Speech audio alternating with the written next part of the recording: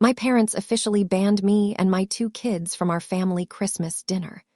My mother actually had the nerve to tell me that my toddlers' messy clothes and my struggling single mom aesthetic would completely ruin the wealthy, high society image they needed to project for my sister's new millionaire boyfriend. I simply told her that I understood perfectly and hung up the phone. What my family did not know was that the luxury ski lodge they had planned to use to impress him was about to fall through. And the $8 million Aspen estate they would desperately try to crash later that night belonged to the very same single mom they had just carelessly discarded. My name is Alina, and I am 34 years old. Before I dive into the rest of this story, let me know where you are watching from in the comments below. Hit like and subscribe to this channel if you have ever had to cut off toxic family members who only valued you when it benefited their own agenda, or if you have ever had to stand up to parents who blatantly favored one child over another. Growing up, I was always the outcast of the family, but absolutely nothing prepared me for the unbelievable phone call I received just 3 days before Christmas. "Listen to me carefully, Alina," my mother, Barbara, said, her voice dripping with that familiar, sickening condescension. "You and the kids are not coming to Aspen for Christmas this year. It is just not going to work out." I stood in the massive chef's kitchen of my downtown penthouse, casually wiping down the imported marble counter, and let out a small breath. Not going to work out. "Mom, it is December 22nd. The kids have been talking about opening presents with their grandparents for weeks. Well, you will just have to buy them a new toy and tell them plans changed," she snapped impatiently, completely devoid of any basic empathy. "Your sister Brianna is bringing Hamilton. He is a senior executive at a massive investment fund, Alina. He comes from real money. He is used to high society, not chaotic toddlers running around with sticky hands and spilling juice on expensive rugs." "So my children are a liability to your holiday aesthetic," I said, keeping my tone completely flat and intentionally devoid of the hurt she was so desperately hoping to hear. "Do not put words in my mouth, but yes, frankly, you are a liability. We need to project a certain image, a successful, flawless family image. Hamilton expects perfection, and your whole single mom struggling to get by vibe is just profoundly depressing. It will ruin the mood for everyone. You know exactly how hard we have worked to get Brianna into these elite circles," Barbara continued, entirely oblivious to the profound cruelty of her own words. "We spent over $100,000 on her fashion degree in Paris so she could mingle with the right caliber of men. We invested in her future. You, on the other hand, threw your life away the second you got pregnant and decided to raise 2 kids on your own. You made your bed, Alina.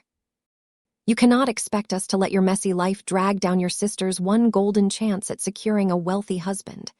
"I see," I replied softly. I walked over to the floor-to-ceiling windows of my apartment, looking out over the glittering, snow-dusted city skyline. I did not shed a single tear. I had stopped crying over my mother's harsh rejections a very long time ago. "We rented a stunning luxury cabin in the mountains," she bragged, her tone lifting as she thought about the grand facade she was building. "It cost an absolute fortune, but we had to do it to match Hamilton's lifestyle. I cannot have your kids breaking things we cannot afford to replace, and I cannot have you sitting around looking exhausted in last year's cheap sweaters while Brianna is trying to secure a proposal.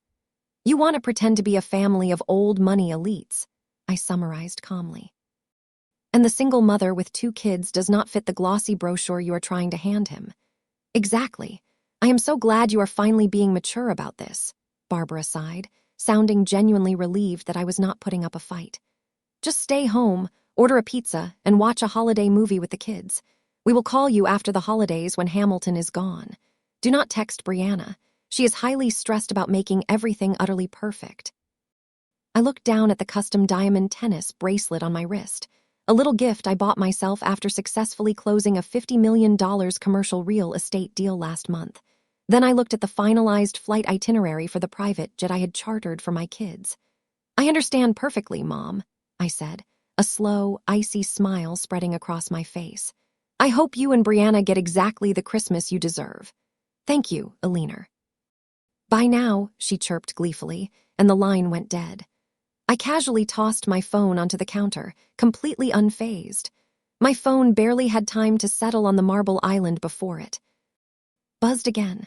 This time, the caller ID displayed the name of my executive assistant, Blake. I tapped the screen, put him on speaker, and picked up my coffee mug. "Good morning, Madam CEO." His voice sounded brisk and professional over the faint background noise of our corporate headquarters. "I just received the signed documents from the legal team. The hostile takeover of Pinnacle Capital is officially complete. You are now the majority shareholder, and their executive board is practically shaking in their custom Italian leather shoes. They are begging for a meet and greet after the holidays." "Excellent work, Blake," I replied, taking a slow sip of my dark roast coffee. Pinnacle Capital was a massive investment fund, the exact firm where my sister's supposedly wealthy new boyfriend, Hamilton, worked as a senior director. It was a minor detail in my massive overall portfolio, but a highly entertaining coincidence nonetheless. "Tell their board they can sweat it out until January 2nd. I'm officially on vacation mode. Have the restructuring contracts finalized by the time I get back. We will be doing a massive sweep of their upper management." "Understood," Blake said, typing rapidly on his end of the line. "And speaking of your vacation, the flight logistics are fully locked in. Your private Gulfstream is fueled and waiting at the private terminal. The flight crew is expecting you and the children at 2:00 sharp. I also spoke with the estate manager in Aspen. The house is fully staffed. The massive Christmas trees are decorated exactly to your specifications, and the private chef has already stocked the pantry with Liam and Maya's favorite snacks." "Thank you, Blake," I said, feeling the heavy tension in my shoulders completely melt away into the morning air. The $8 million Aspen estate was my absolute crown jewel. I purchased it 3 years ago under a blind trust, totally shielding it from the public eye, and more importantly, from my family's incredibly greedy radar. It sat on 2 acres of pristine, snow-covered mountainside, boasting a private indoor theater, a heated infinity pool overlooking the valley, and enough space to breathe without the suffocating weight of my mother's constant, overbearing judgment. "Are you sure you do not want me to send a luxury car for your parents?" Blake asked carefully.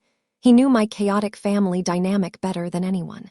He had spent the last 5 years fielding unhinged phone calls from my mother, who constantly demanded VIP access to exclusive corporate events she had absolutely no business attending. "Not this year, Blake." "My mother just uninvited me from their Christmas plans," I said, leaning against the counter and looking out at the sprawling city below. "Apparently my single mom aesthetic does not align with the billionaire image they are desperately trying to project for my sister's new boyfriend." Blake let out a dry, incredulous laugh through the speaker. "Their loss, Alina. They have absolutely no idea who they just uninvited." "No, they really do not." I smiled genuinely. "Have a Merry Christmas, Blake. Take the rest of the week off. You certainly earned it." I ended the call and walked down the expansive hallway of my penthouse toward the kids' brightly lit playroom. Liam, who was 5, and Maya, who was 3, were busy building a massive tower out of colorful wooden blocks. My nanny, Marta, was patiently helping them sort the pieces. They were happy, healthy, and completely oblivious to the toxic family politics that had just played out. "Hey, monkeys," I called out, crouching down as they both abandoned their towering creation and ran to tackle me in a massive, joyful hug. "Who is ready to go fly on an airplane and see the snow?" "Me," Liam chanted loudly, jumping up and down on the soft rug. "Snowman," Maya babbled, clapping her tiny hands together in pure excitement. "That is right. We are going to build the biggest snowman ever," I laughed, scooping her up and kissing her warm cheek. "Marta, please make sure their heavy winter gear is packed securely. We are leaving for the airport in exactly 1 hour." As Marta nodded and began gathering their things, I walked into my massive walk-in closet to grab my own luggage. My mother's cruel words echoed in my mind for a brief, fleeting second. "You threw your life away. A single mom struggling to get by." I looked around at the racks of designer clothes, the rows of expensive shoes, and the highly secure wall safe holding the deeds to over 24 highly profitable commercial properties across the country. I had built an absolute empire out of the bitter ashes of their relentless rejection. When my father flatly refused to co-sign my very first business loan because he needed the cash to buy my spoiled sister a luxury sports car, I did not break down and cry. I hustled. I worked brutal 80-hour weeks.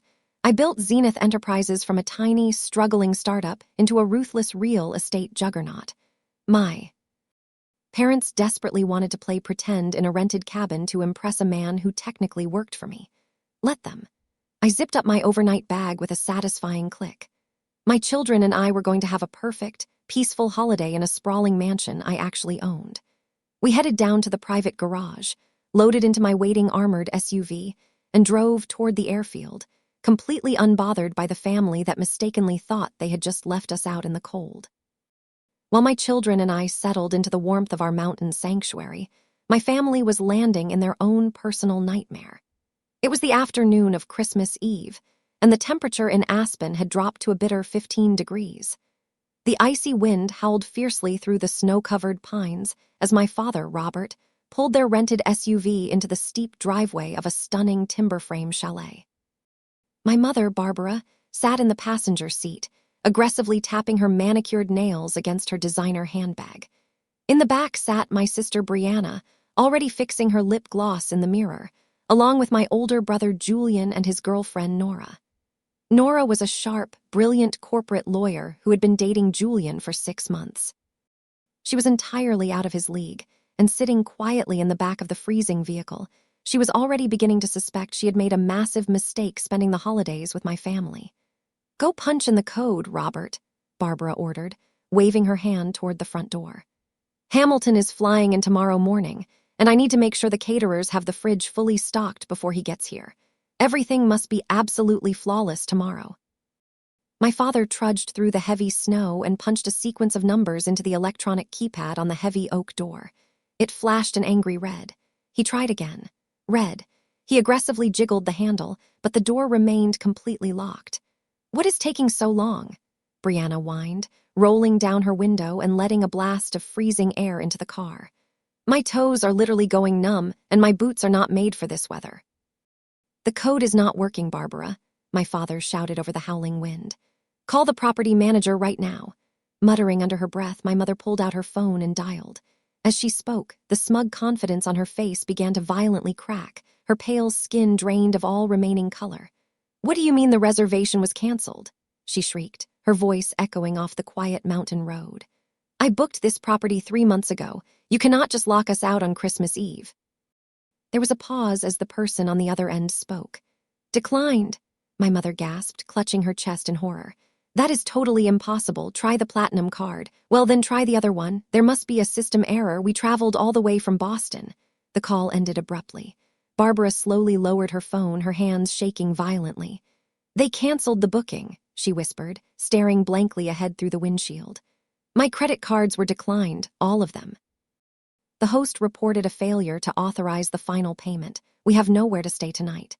The inside of the SUV went dead silent. Then Brianna completely exploded. "Are you joking?" she screamed, kicking the back of my mother's seat.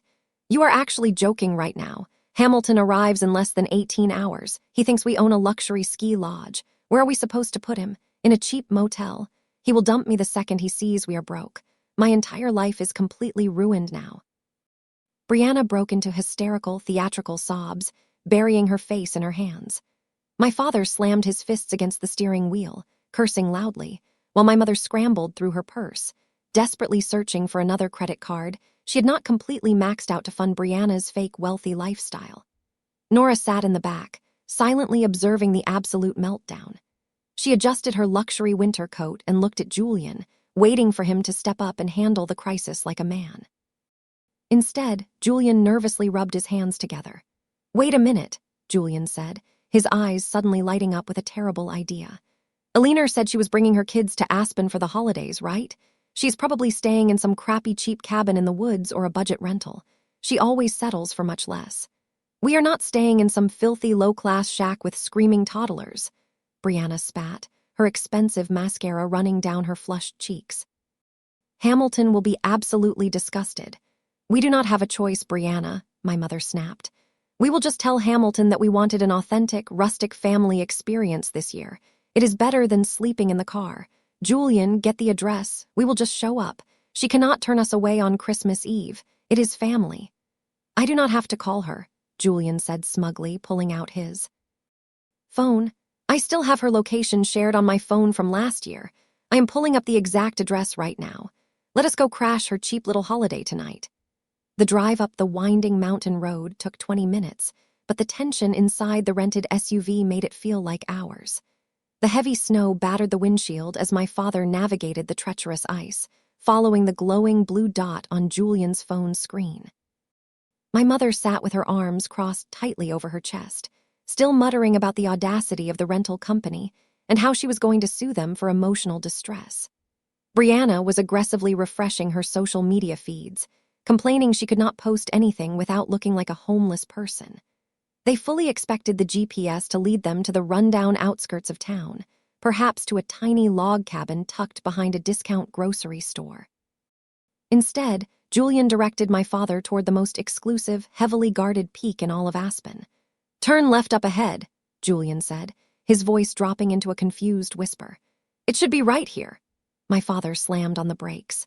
The SUV slid slightly on the black ice before coming to a halt in front of a pair of massive, imposing wrought iron gates that stood over 10 feet tall, blocking their path completely. Beyond the frosted metal bars stood a breathtaking 2-acre estate.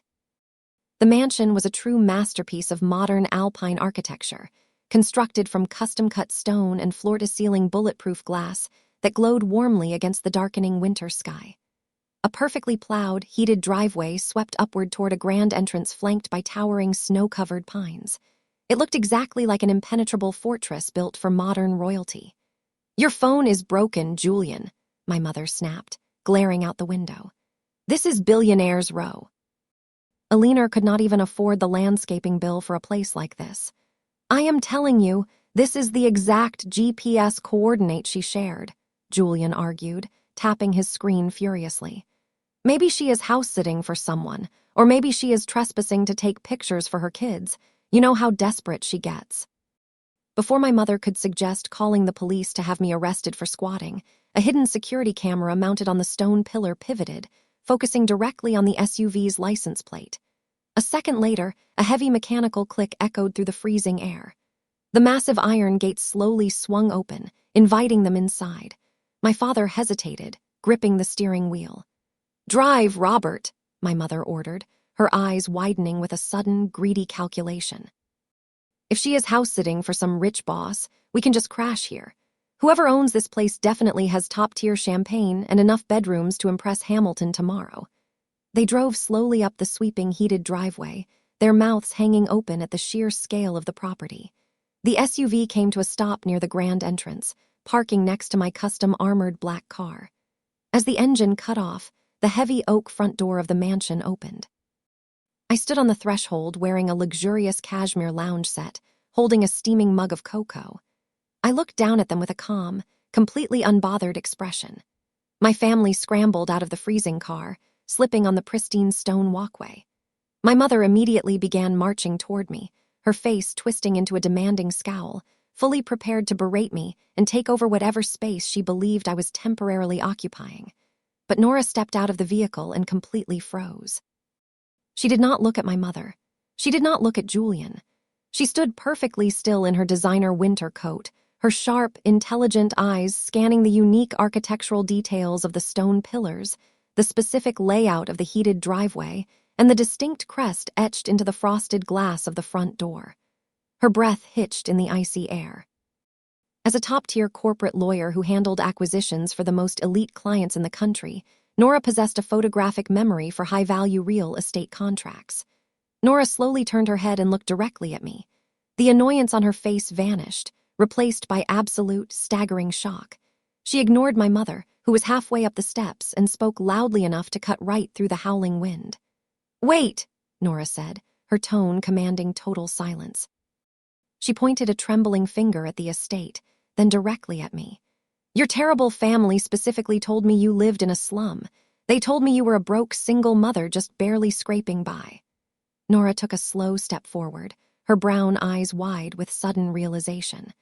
"I just processed the title deed for this exact $8 million Aspen estate for my law firm's top corporate client last week." She paused, letting the heavy silence fall over the driveway before delivering the final blow. "You are the CEO."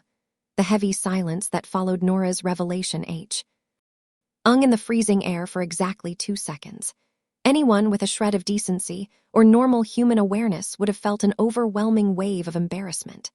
A normal family would have apologized or at least expressed genuine surprise at my massive success. But my family was far from normal. Instead of absorbing the fact that they had spent years mocking a billionaire real estate mogul, my mother simply rolled her eyes. She completely brushed past Nora, shivering in her designer coat, and marched directly up the stone steps toward me. "Move out of the doorway, Alina," my mother snapped, shoving past my shoulder and barging straight into the grand foyer. "It is freezing out here, and I am not catching pneumonia just because you want to stand around playing some sort of dramatic guessing game. Robert, bring the bags inside." My father did not hesitate. He completely ignored the staggering bomb Nora had just dropped, grabbed 2 heavy suitcases from the trunk, and stomped up the steps.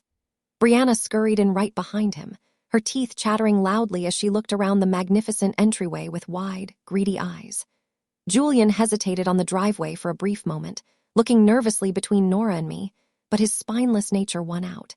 He quickly abandoned his girlfriend in the cold and hurried inside to join the rest of the pack. Nora simply shook her head in sheer disgust and walked up the steps at her own deliberate pace. Her eyes locked onto mine with a mixture of professional respect and deep pity. I closed the heavy oak door behind them, shutting out the howling winter storm. The massive foyer was heated from beneath the polished marble floors. A massive crystal chandelier hung from the vaulted ceiling, casting a warm and expensive glow over the custom art pieces lining the walls. My mother stood in the center of the room, her high heels clicking aggressively against the stone as she took in the sheer wealth surrounding her. Her face twisted from initial awe into a mask of deep, furious entitlement. "So you are rich," my mother said, crossing her arms over her chest and glaring at me as if my success was a personal insult to her very existence. "You have been hiding all of this money from your own flesh and blood while we had to struggle to rent a cabin." "That is incredibly selfish, Alina.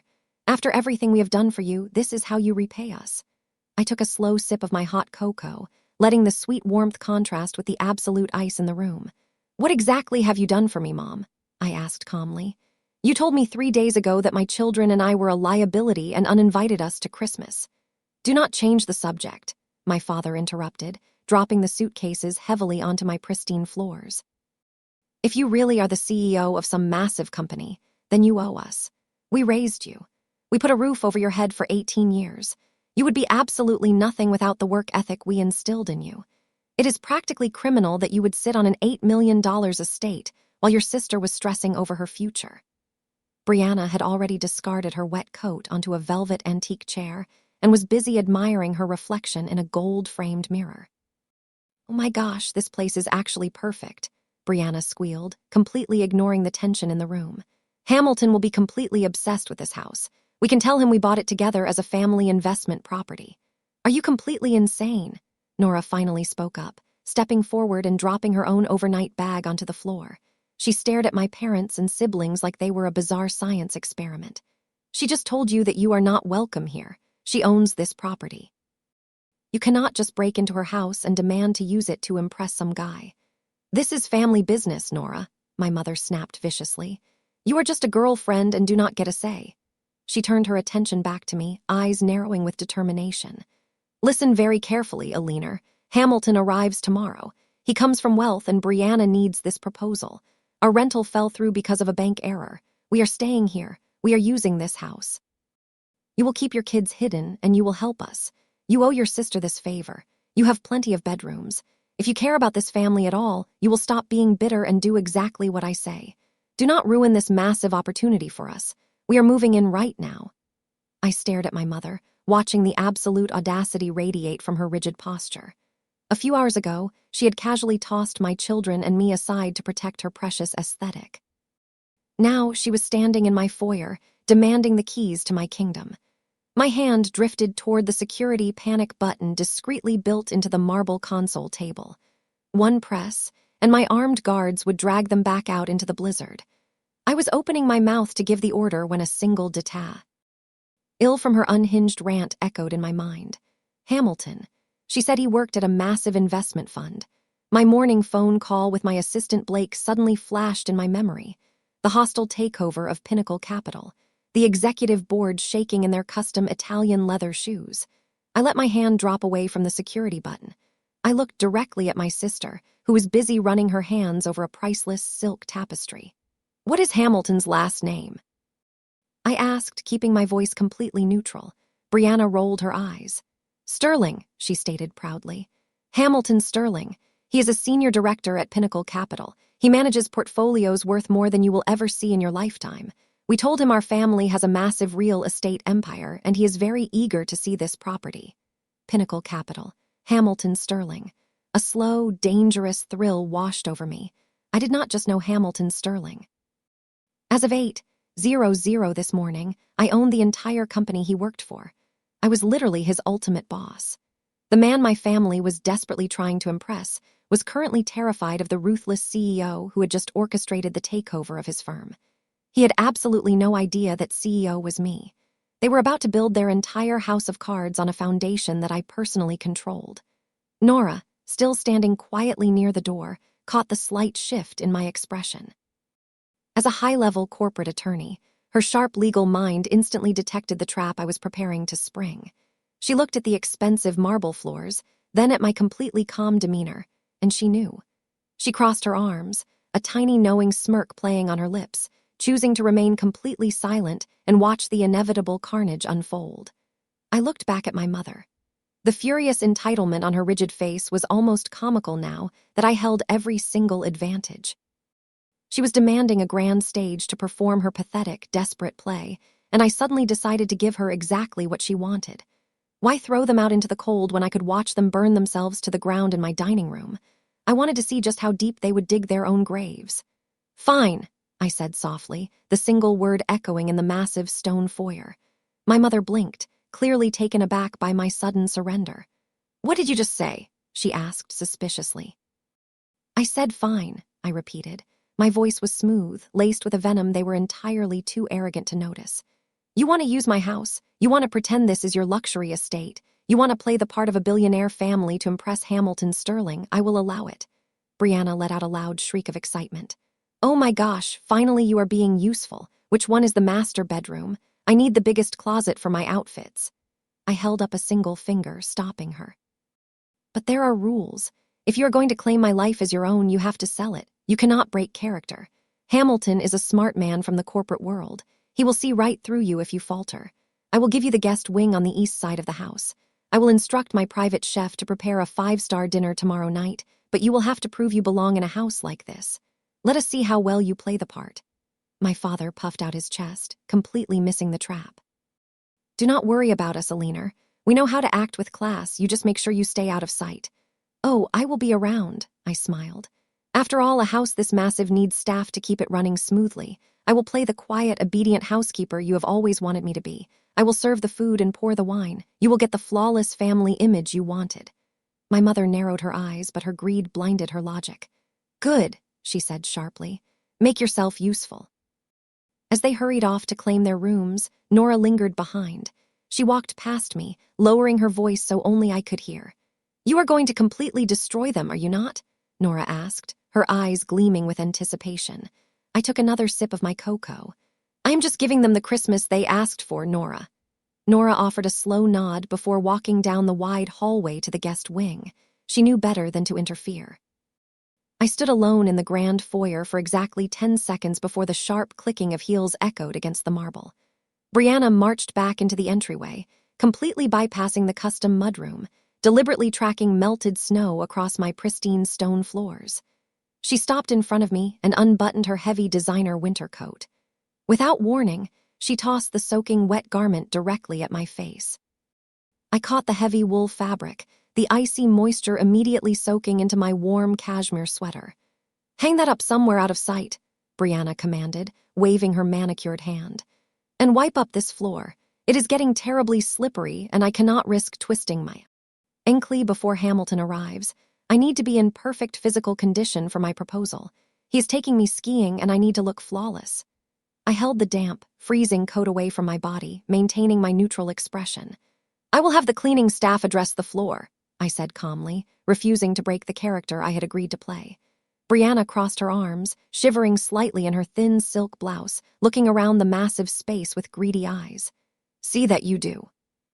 And another thing, she said, her voice dropping into a vicious sneer. I do not want to see or hear those brats of yours at all tomorrow. Hamilton thinks I am an independent, career-driven woman with a sophisticated family. Having your messy toddlers running around screaming will completely ruin the elegant aesthetic I curated for him. I saw a heavy wooden door near the kitchen that looks like it goes down into a storage cellar. You will keep your kids locked down there until Hamilton goes back to the airport. Order them a cheap pizza, but keep them quiet. If I hear one single crying fit or see a single plastic toy in the living room, I will personally make sure Mom cuts you out of the family forever. We are doing you a massive favor by letting you stay here. I looked at my younger sister, absolutely marveling at the sheer depth of her delusion. She was standing in my $8 million mansion, dripping dirty snow onto my custom floors, and threatening to exile my children to a basement that did not even exist. She truly believed her own lies. I draped her wet coat over my arm. My children will not be spending Christmas in a basement, Brianna, I replied, my voice dangerously soft but completely unwavering. They will be spending the holiday exactly where they are right now, in the private, soundproof indoor cinema on the second floor. They have a massive projector screen, heated luxury recliner seating, and a fully stocked private candy bar. The nanny is currently setting up a marathon of their favorite holiday movies. You will not hear a single sound from them tomorrow. Not because they are hiding in a dark cellar like you want, but because they are enjoying a level of luxury you have to lie to your boyfriend to experience. Brianna completely froze, the smug superiority wiping off her face in a single instant.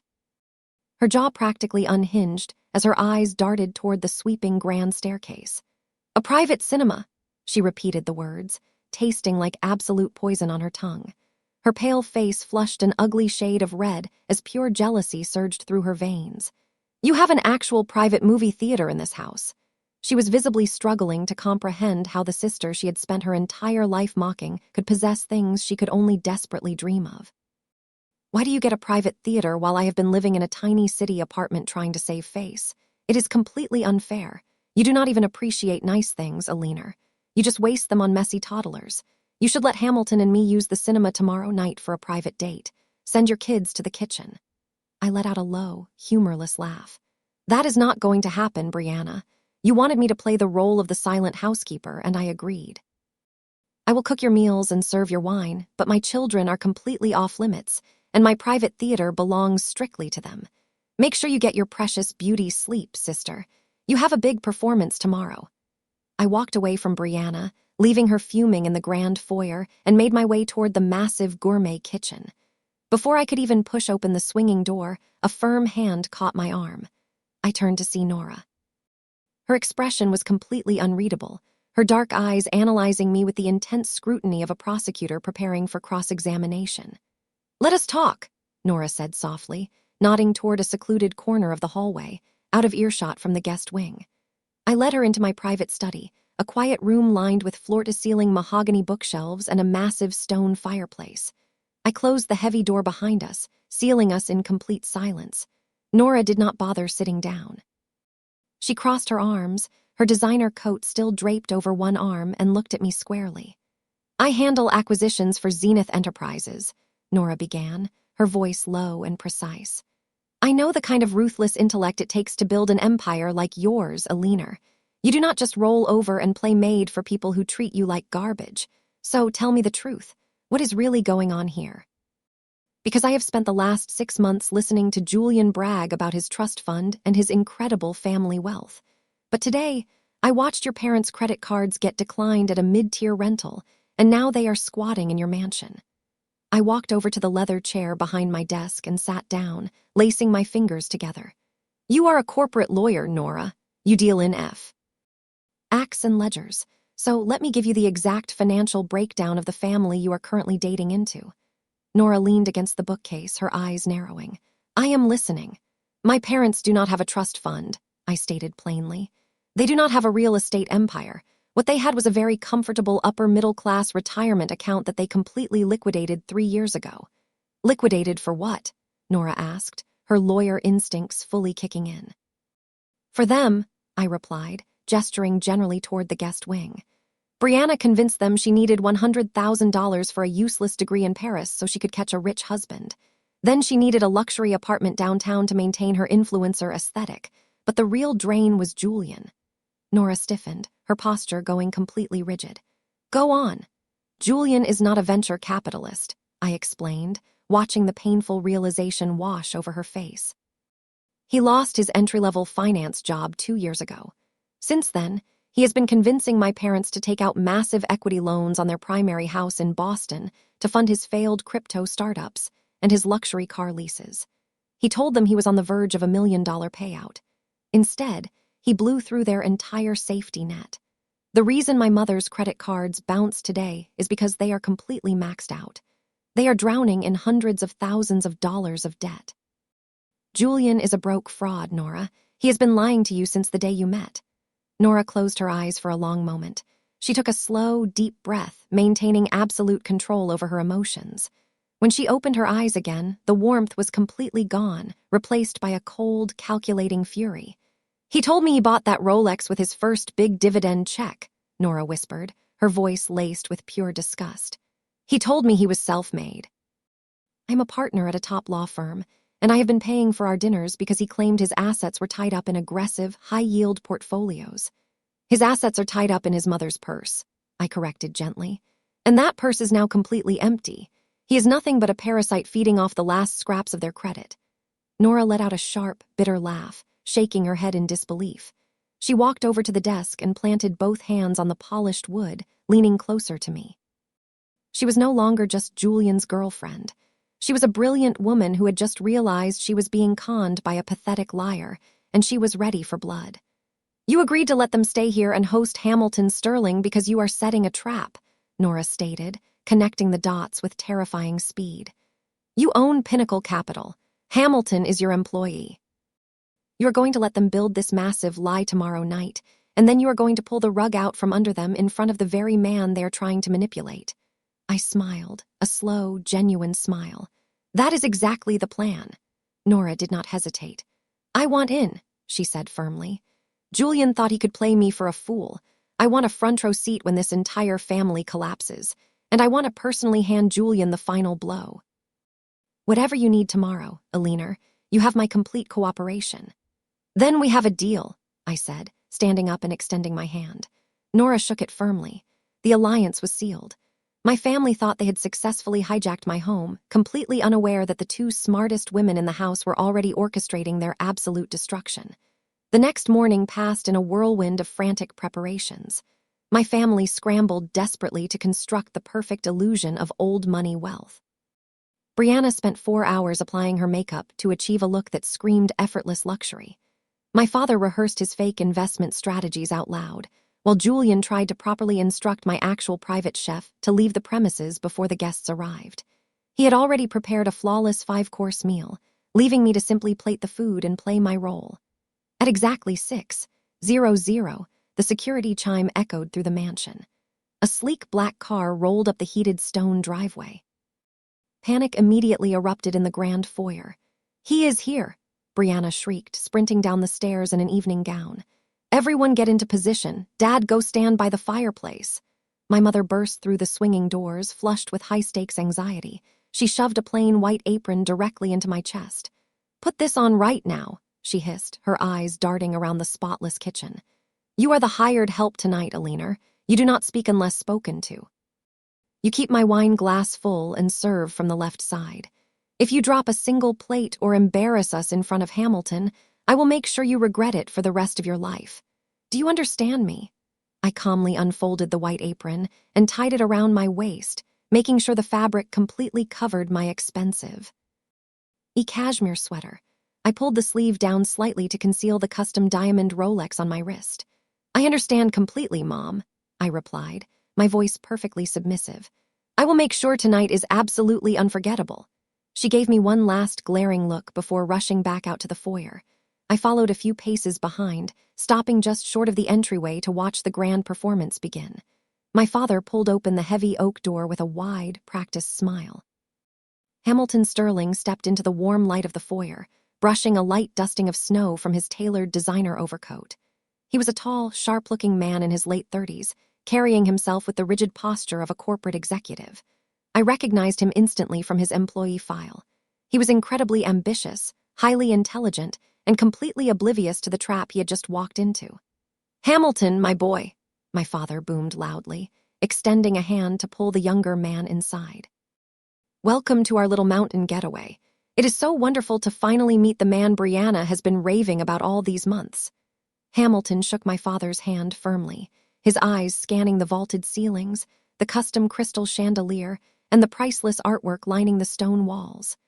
"You have an absolutely stunning home, sir," Hamilton said, clearly impressed by the sheer magnitude of the estate. "Brianna mentioned your family was in real estate, but this property is on a completely different level. The architecture is breathtaking." My mother stepped forward, practically glowing with smug satisfaction. "Oh, you know how it is, Hamilton," she laughed lightly, waving her hand as if owning an $8 million mansion was just a casual inconvenience. "Robert and I have spent decades building our commercial and residential portfolio. It takes an incredible amount of hard work and sacrifice to maintain a lifestyle like this. We bought this property a few years ago as a quiet sanctuary away from our busy corporate lives." "That is exactly right," my father chimed in, puffing out his chest. "You cannot rely on handouts in this world. You have to be ruthless. You have to build your own empire from the ground up. We pride ourselves on our business acumen." We certainly did not get to billionaire's row by making foolish investments. I stood quietly in the shadows of the hallway, smoothing down the front of my white apron. Listening to my bankrupt father brag about his fictional business acumen while standing inside the house I bought with my own hard-earned money was almost too delicious to interrupt. Hamilton nodded respectfully, completely buying into the grand illusion. "Let us head into the formal parlor for some drinks," my father suggested, gesturing toward the main living room. "Our new housekeeper has prepared some wonderful hot appetizers for us to enjoy by the fire."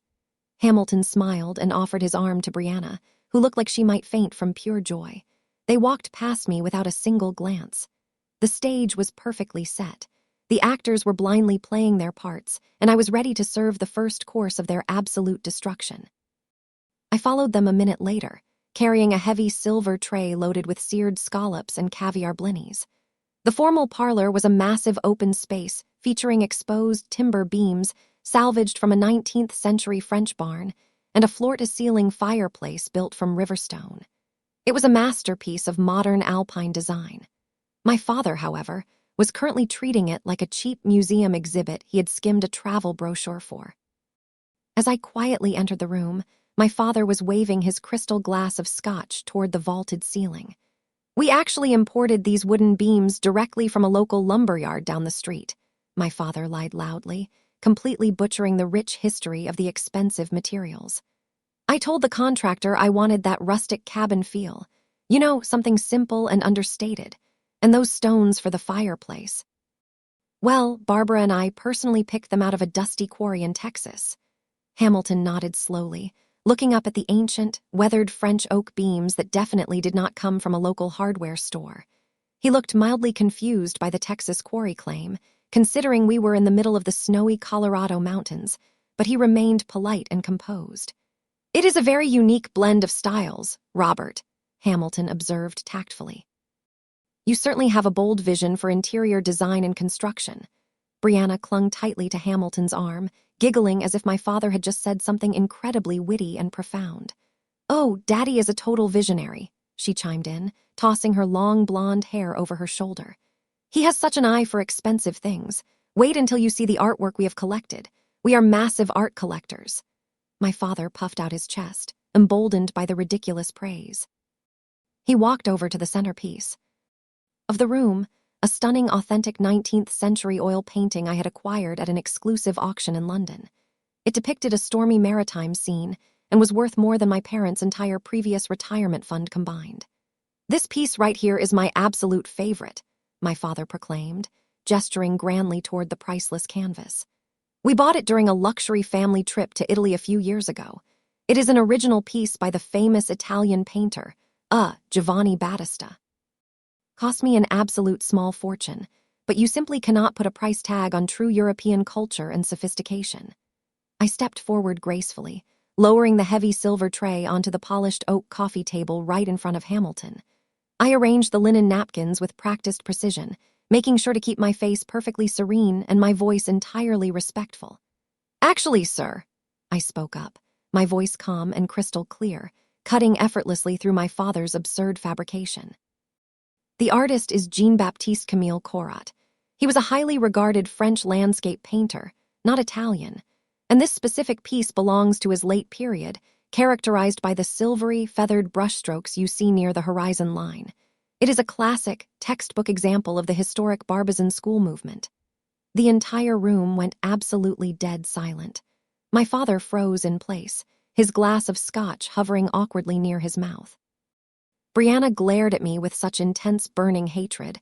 I was surprised my white apron did not instantly burst into flames. My mother, sitting stiffly on the velvet sofa, looked like she was about to have a sudden medical emergency. Hamilton, however, turned away from the oil painting and looked directly at me. His eyes widened slightly in genuine surprise and deep, undeniable curiosity. He stepped closer to the canvas, inspecting the delicate brushstrokes exactly where I had confidently pointed out. "You are absolutely right," Hamilton said, turning back to look at me with a profound new level of respect. "I studied art history in college, and Corot is one of my absolute favorites. I cannot believe I did not recognize it immediately from across the room. That is incredibly impressive knowledge for a housekeeper. You certainly know your fine art." I smiled politely, keeping my hands folded neatly in front of my apron. "I am just very passionate about the historical details, sir, much like the unique architecture of this room. The timber beams above you are actually reclaimed oak from an 1840s estate in Lyon, France, which perfectly complements the thermal mass of the Colorado Riverstone used in the fireplace. It creates a highly efficient passive heating system for the harsh winter months. I always find it fascinating to learn everything I can about the luxury properties I manage." Hamilton stared at me, completely captivated by the effortless and articulate way I had just deconstructed the room. He looked back at my father, whose face was rapidly turning the awful, blotchy color of a ripe tomato. "Fascinating," Hamilton murmured softly, though he was no longer looking at the vaulted ceiling or the expensive painting. He was looking directly at me. "Well, Robert, you clearly hire top-tier staff to maintain your properties.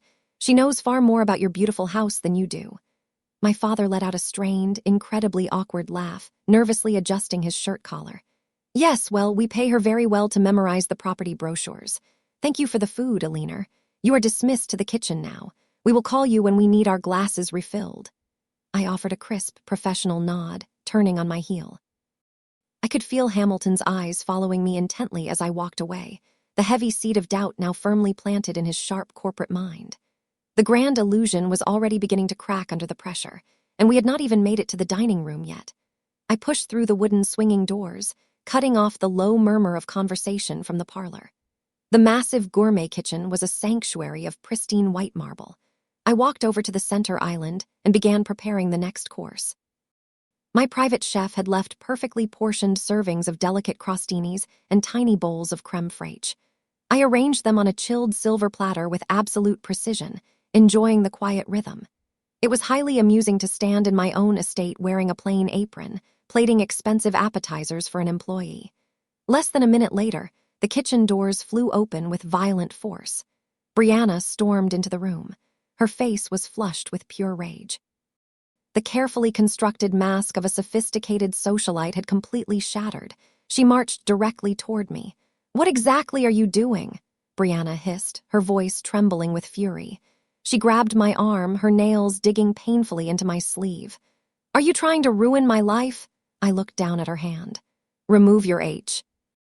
"And Brianna," I said softly, my voice carrying absolute authority. She snatched her hand back as if she had been burned. But she did not back down.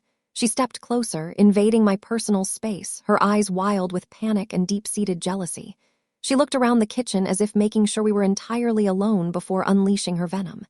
"You are supposed to be the silent help tonight," she practically spat, pointing a shaking finger directly at my chest. "You do not speak to Hamilton. You do not correct Dad in front of him. You do not try to show off your stupid random facts about old paintings. Hamilton is a senior director at a massive investment firm. He works with billionaires and industry titans every single day. He likes high-value women, Alina. He wants a sophisticated partner who belongs in high society, not some pathetic single-mom loser who spends her weekends changing diapers and struggling to pay rent. I picked up a small mother-of-pearl spoon and carefully placed a dollop of creme fraiche onto a toasted crostini. Then I added a perfect scoop of the dark, glistening caviar. I did not look at her as I spoke, giving the appetizer my full and undivided attention. If Hamilton is as intelligent and successful as you claim, then he can surely recognize a cheap imitation when he sees one, I replied smoothly. Brianna gasped loudly, taking a massive step back, as if I had physically slapped her across the face. "How dare you?" she whispered, her chest heaving with indignation. "I am not an imitation. I belong with a man like him. You are just bitter because your own life is a complete disaster. You are trying to sabotage me because no wealthy man would ever look twice at a woman with heavy baggage like yours. You are completely jealous that I am the one getting a massive diamond ring tomorrow, while you are stuck wearing an apron and serving my appetizers in the shadows." I placed the last crostini onto the chilled silver platter and finally turned to face my younger sister fully. She was trembling with rage, desperate for my validation, desperate for me to feel small so she could feel big. It was genuinely pathetic to witness. She had built her entire identity around the approval of a man she had been lying to since their very first date. She had no real money, no real career, and absolutely no real class. She was a fragile house of cards waiting for a strong gust of wind. "I am not trying to sabotage you, Brianna," I said, keeping my tone completely level and devoid of any emotion. "I am simply serving the food exactly as Mom demanded I do. If you are terrified that a single sentence about a French painter is going to destroy your entire relationship, then your relationship is already incredibly fragile to begin with." I picked up the heavy silver tray, balancing it easily on one hand with practiced grace. I looked directly into her panicked blue eyes. "I am sure Hamilton values authenticity above all else," I stated firmly. "Let us hope he finds some tonight." I walked past her, leaving her standing entirely alone in the massive kitchen. Her face was pale, my words hitting far closer to the terrible truth than she was willing to admit. The delicate facade she had spent months building was beginning to crumble rapidly under the weight of her own massive insecurities. I pushed open the swinging doors and walked back out into the dining room, ready to serve the next delicious course to a man who was rapidly realizing that his wealthy girlfriend was nothing more than a fraud. I pushed open the heavy wooden doors and carefully carried the silver tray of fine caviar into the massive formal dining room.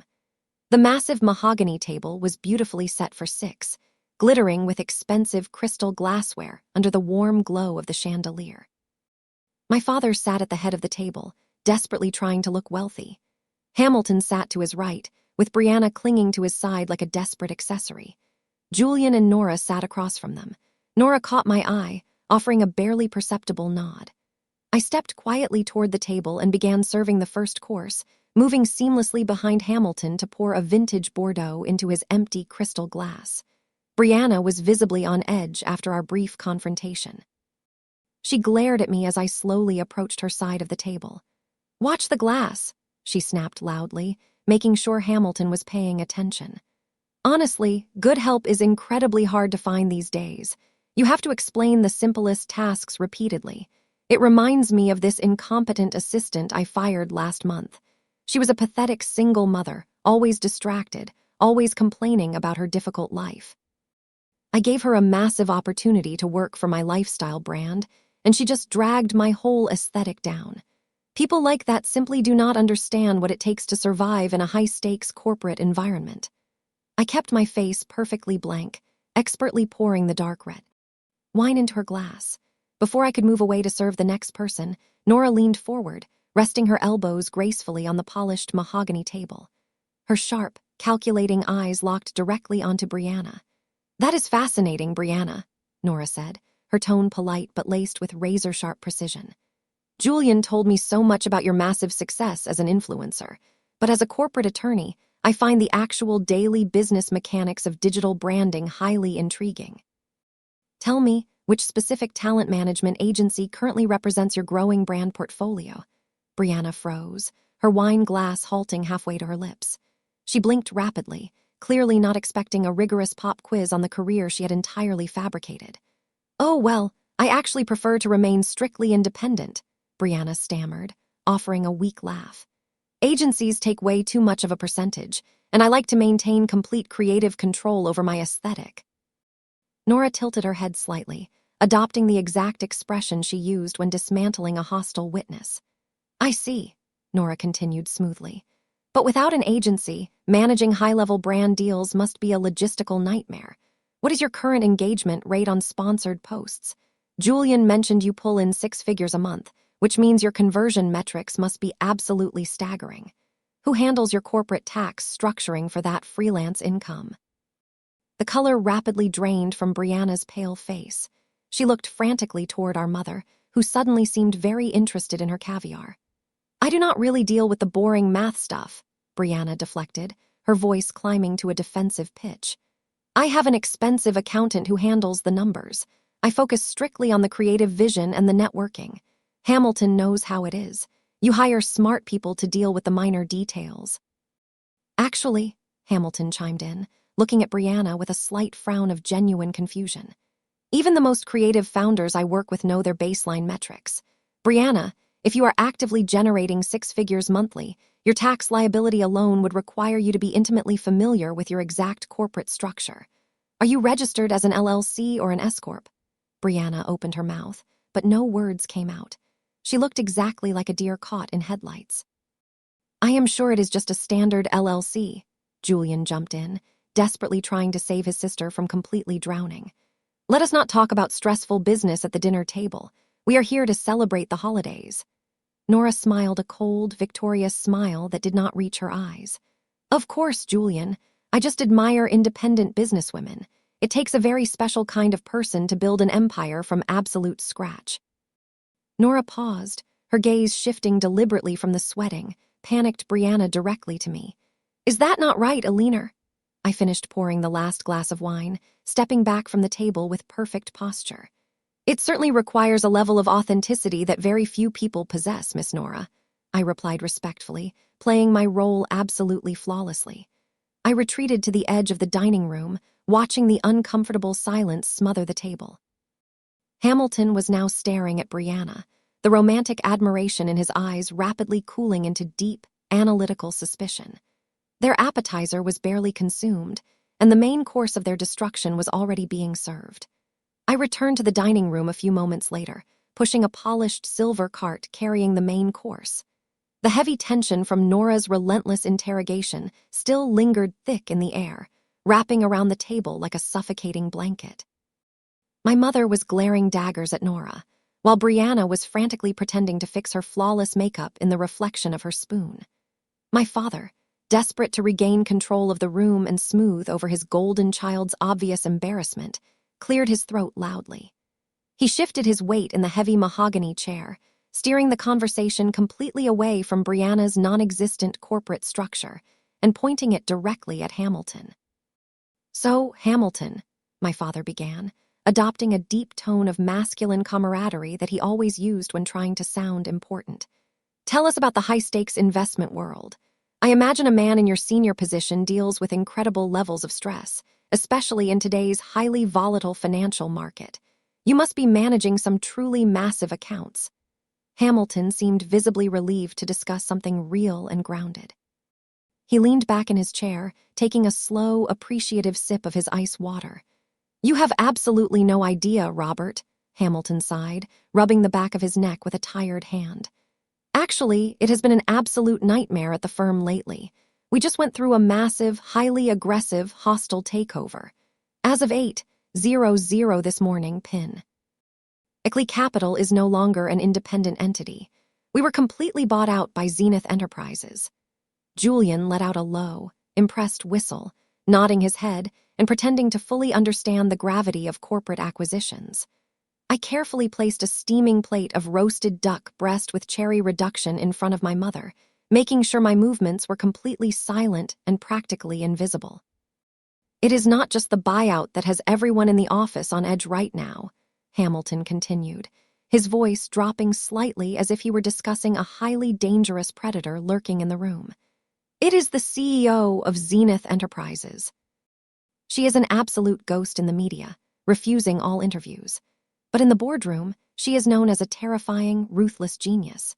She started with a tiny real estate portfolio a few years ago and built a massive empire that completely swallowed us whole in a matter of weeks. Our entire executive board is terrified of her. We know she is planning a massive restructuring right after the holidays, and heads are absolutely going to roll across every single department." Brianna reached out and patted his arm sympathetically, desperate to play the role of the supportive, wealthy girlfriend. "Oh, babe, that sounds so incredibly stressful for you, but you are brilliant and work so hard. They would never fire someone with your track record." Hamilton shook his head, looking genuinely worried about his impending fate. "You do not understand how she operates, Brianna. This CEO does not care about past accomplishments or old money connections. She only cares about absolute perfection, raw intelligence, and flawless execution. I am desperate to secure a brief meeting with her just to prove my value to the new regime. But she is completely unreachable. She is currently spending the holidays at one of her private estates, probably plotting her next billion-dollar acquisition, while the rest of us sweat it out." My father let out a booming, incredibly arrogant laugh that echoed off the expensive mahogany walls. "Well, Hamilton," my father proclaimed loudly, aggressively slicing into his duck breast, "it sounds to me like this new boss of yours could use a little seasoned, veteran guidance. These young tech billionaires and real estate hotshots always think they know everything about the world until the market inevitably turns on them. If she ever needs some solid, practical advice on how to properly manage a massive portfolio without burning out her top executives, you just send her my way. I would be more than happy to sit her down and teach her a few vital things about the real world of high-level business." I stepped up beside Hamilton, a freshly opened bottle of vintage Pinot Noir resting lightly in my hand. I leaned in slightly, keeping my posture perfectly subservient, and began pouring the rich red liquid into his crystal glass. I had to bite the inside of my cheek hard to keep from bursting into hysterical laughter. The sheer, blinding arrogance of my bankrupt father offering to mentor the billionaire CEO who currently owned his mortgage and his daughter's boyfriend's entire career was the greatest Christmas gift I could have ever possibly asked for. I glanced across the wide table at Nora. She had her linen napkin pressed firmly over her mouth, her shoulders shaking slightly as she silently laughed at the incredible, staggering irony of the situation.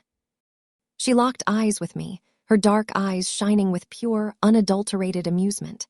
Hamilton nodded politely at my father, completely unaware of the absolute comedy playing out right in front of his face. "I appreciate the offer, Robert," Hamilton said earnestly. "But I think the only thing this powerful woman needs is complete compliance. If I ever do get the chance to meet her, I just pray I do not do anything foolish to offend her. Because if you get on her bad side, she will not just fire you. She will completely dismantle your entire life without a second thought." I finished pouring his wine without spilling a single drop, stepping back into the quiet shadows of the room with a smooth, deeply hidden smirk. He was absolutely right about that. The dinner progressed. The tension around the mahogany table simmered just below the boiling point. Brianna was drinking her vintage Pinot Noir much faster than anyone else. She was trying to overcompensate for her lack of business knowledge by acting arrogant. She laughed entirely too loudly at my father's corporate jokes and constantly touched Hamilton's arm. But I could see the subtle shift in Hamilton's body language. He was slowly pulling away, his highly analytical mind quietly evaluating the chaotic family he had just been introduced to. Brianna felt him slipping out of her grasp. She felt the control leaving her hands. She desperately needed a scapegoat to reassert her fragile dominance and prove she was the most important person in the room. I stood near the archway, waiting for my cue, when Brianna aggressively snapped her fingers at me. "Bring me more wine," she demanded loudly, her voice slurring slightly from the expensive alcohol. "And do not just stand there staring at the walls like a useless statue. You are supposed to be working for us tonight." I kept my face blank and walked slowly toward the table, picking up the heavy glass bottle. As I reached her chair and leaned in to carefully pour the dark red liquid, Brianna suddenly jerked her elbow backward with deliberate, violent force. Her arm slammed directly into my wrist. The heavy crystal wine glass tipped over and shattered against the sharp edge of a mahogany table. A massive wave of dark red wine splashed across the polished wood, completely soaking the front of my white apron and seeping deep into the cashmere sweater underneath. The sharp sound of breaking crystal echoed loudly in the dining room. Nora immediately pushed her chair back to avoid the spill. Julian let out a surprised gasp and shrank into his seat. My mother sighed loudly, rolling her eyes as if my mere existence was an exhausting burden. But Brianna did not apologize. Instead, she pushed her chair back so aggressively that the wooden legs scraped loudly against the marble floor. She stood up, her face twisted into an ugly mask of pure, intoxicated superiority. "Look what you did, you clumsy idiot," Brianna screamed, pointing a shaking finger directly at my face. "You are completely incompetent. I asked for a simple glass of wine, and you managed to ruin everything. You always ruin everything you touch. This is exactly why you are a pathetic single mother struggling to survive in the real world. You have absolutely no class, no grace, and no idea how to exist in a high-value environment. You are nothing but the hired help tonight, Alina. It is time you finally learn your place and stop trying to embarrass me. Clean up this mess right now before I have you thrown out into the snow." The entire dining room plunged into a suffocating, dead silence. Hamilton stared up at Brianna in absolute horror. The delicate mask of the sweet woman he had been dating had completely melted away, revealing the toxic, hateful person hiding underneath. He looked genuinely sick to his stomach at her unprovoked cruelty. My father opened his mouth to say something, but no words came out. Everyone at the table waited for me to break. They fully expected me to drop to my knees, scrub the floor, and cry silent tears of humiliation. They expected the broken, compliant scapegoat they had spent 34 years conditioning me to be. But I did not cower. I did not apologize. I looked down at the dark red stain spreading across my clothes with absolute indifference. Then, I reached behind my waist and slowly untied the strings of the cheap white apron. I pulled the stained fabric over my head and let it drop casually onto the floor, right on top of the shattered crystal and spilled wine. I picked up a clean linen towel from the serving cart, calmly wiped my hands free of the moisture, and tossed the towel onto the table. I slowly rolled up the sleeves of my ruined sweater, exposing the custom diamond Rolex gleaming on my wrist. I straightened my spine, letting my shoulders pull back into the rigid, commanding posture I used when negotiating billion-dollar corporate contracts. The subservient housekeeper persona vanished into thin air, instantly replaced by the terrifying, ruthless CEO that I truly was. The temperature in the room seemed to drop 10 degrees. I ignored my screaming sister completely. I ignored my panicked parents. Instead, I slowly turned my head and locked my eyes directly with Hamilton Sterling. The sheer, dominant intensity of my gaze pinned him to his chair. The pathetic family game was officially over. Hamilton Sterling stopped breathing. The aggressive screaming from my sister seemed to fade into absolute background noise as his highly trained analytical mind finally kicked into high gear. Without the visual distraction of the cheap white apron, he was suddenly forced to look at me as a complete equal, or rather, as his absolute superior. His eyes darted from the icy, unyielding expression on my face down to my left wrist. The custom diamond Rolex caught the light of the crystal chandelier. It was not just any expensive watch. It was a highly specific limited edition timepiece that had been mentioned in the frantic internal memo circulating at Pinnacle Capital that very morning. The memos detailed the terrifying new majority shareholder who had just executed a flawless, hostile takeover of his entire firm. I watched the exact second the devastating realization hit him. The color violently drained from his face, leaving his skin a pale, sickly shade of gray. His confident corporate posture completely collapsed. He swallowed hard, his chest rising and falling rapidly as his brain connected the dots. The deep architectural knowledge about the French painter, the incredible multi-million-dollar Aspen estate, the absolute lack of fear in my eyes, despite my sister screaming at me. Hamilton pushed himself away from the mahogany table with so much sudden, frantic force that his heavy dining chair tipped backward. The solid wood chair crashed loudly onto the polished marble floor, the sharp sound echoing like a gunshot through the massive dining room. Brianna immediately stopped her hysterical ranting. She looked up at Hamilton, a confused, triumphant smile briefly flickering across her flushed face. She genuinely thought he was standing up to defend her honor. She thought the wealthy, powerful man she was trying to trap was about to scream at the clumsy housekeeper and demand my immediate removal from the property. "Oh, babe, you do not have to yell at her," Brianna cooed, reaching out to gently touch his tailored sleeve. "My parents will handle it. We will just have her pack her things and leave." Hamilton violently snatched his arm away from Brianna as if her touch would physically burn him. He did not even look at her. He kept his wide, terrified eyes locked entirely on me. His chest heaved as he struggled to pull oxygen into his lungs. He took a cautious step away from the table, stepping away from my family and directly into my line of sight. He lowered his head, his shoulders dropping in a gesture of complete and utter submission. He executed a slight, rigid bow, the kind of deeply respectful motion a terrified employee gives to a superior who holds their entire future in the palm of their hand. "Madam CEO," Hamilton stammered, his voice trembling so badly it was barely a whisper. "I had absolutely no idea this was your private residence." The words hung in the air, heavy and lethal. My mother let out a sharp, confused gasp. My father froze, his glass of scotch halfway to his mouth, his brain completely short-circuiting. Julian blinked rapidly, looking back and forth between Hamilton and me as if trying to decipher a foreign language. Brianna let out a high-pitched, nervous laugh, completely failing to process the reality unfolding right in front of her. "What are you talking about?" Brianna asked, her voice cracking with sudden, rising panic. "What do you mean, CEO? This is just a leaner. She is my broke sister. She is a single mother. You are confused." Hamilton finally snapped. He turned his head and glared at Brianna with a mixture of absolute disgust and sheer terror. "Shut your mouth right now, Brianna," Hamilton hissed viciously, his polished corporate demeanor completely evaporating into thin air. "Are you completely insane?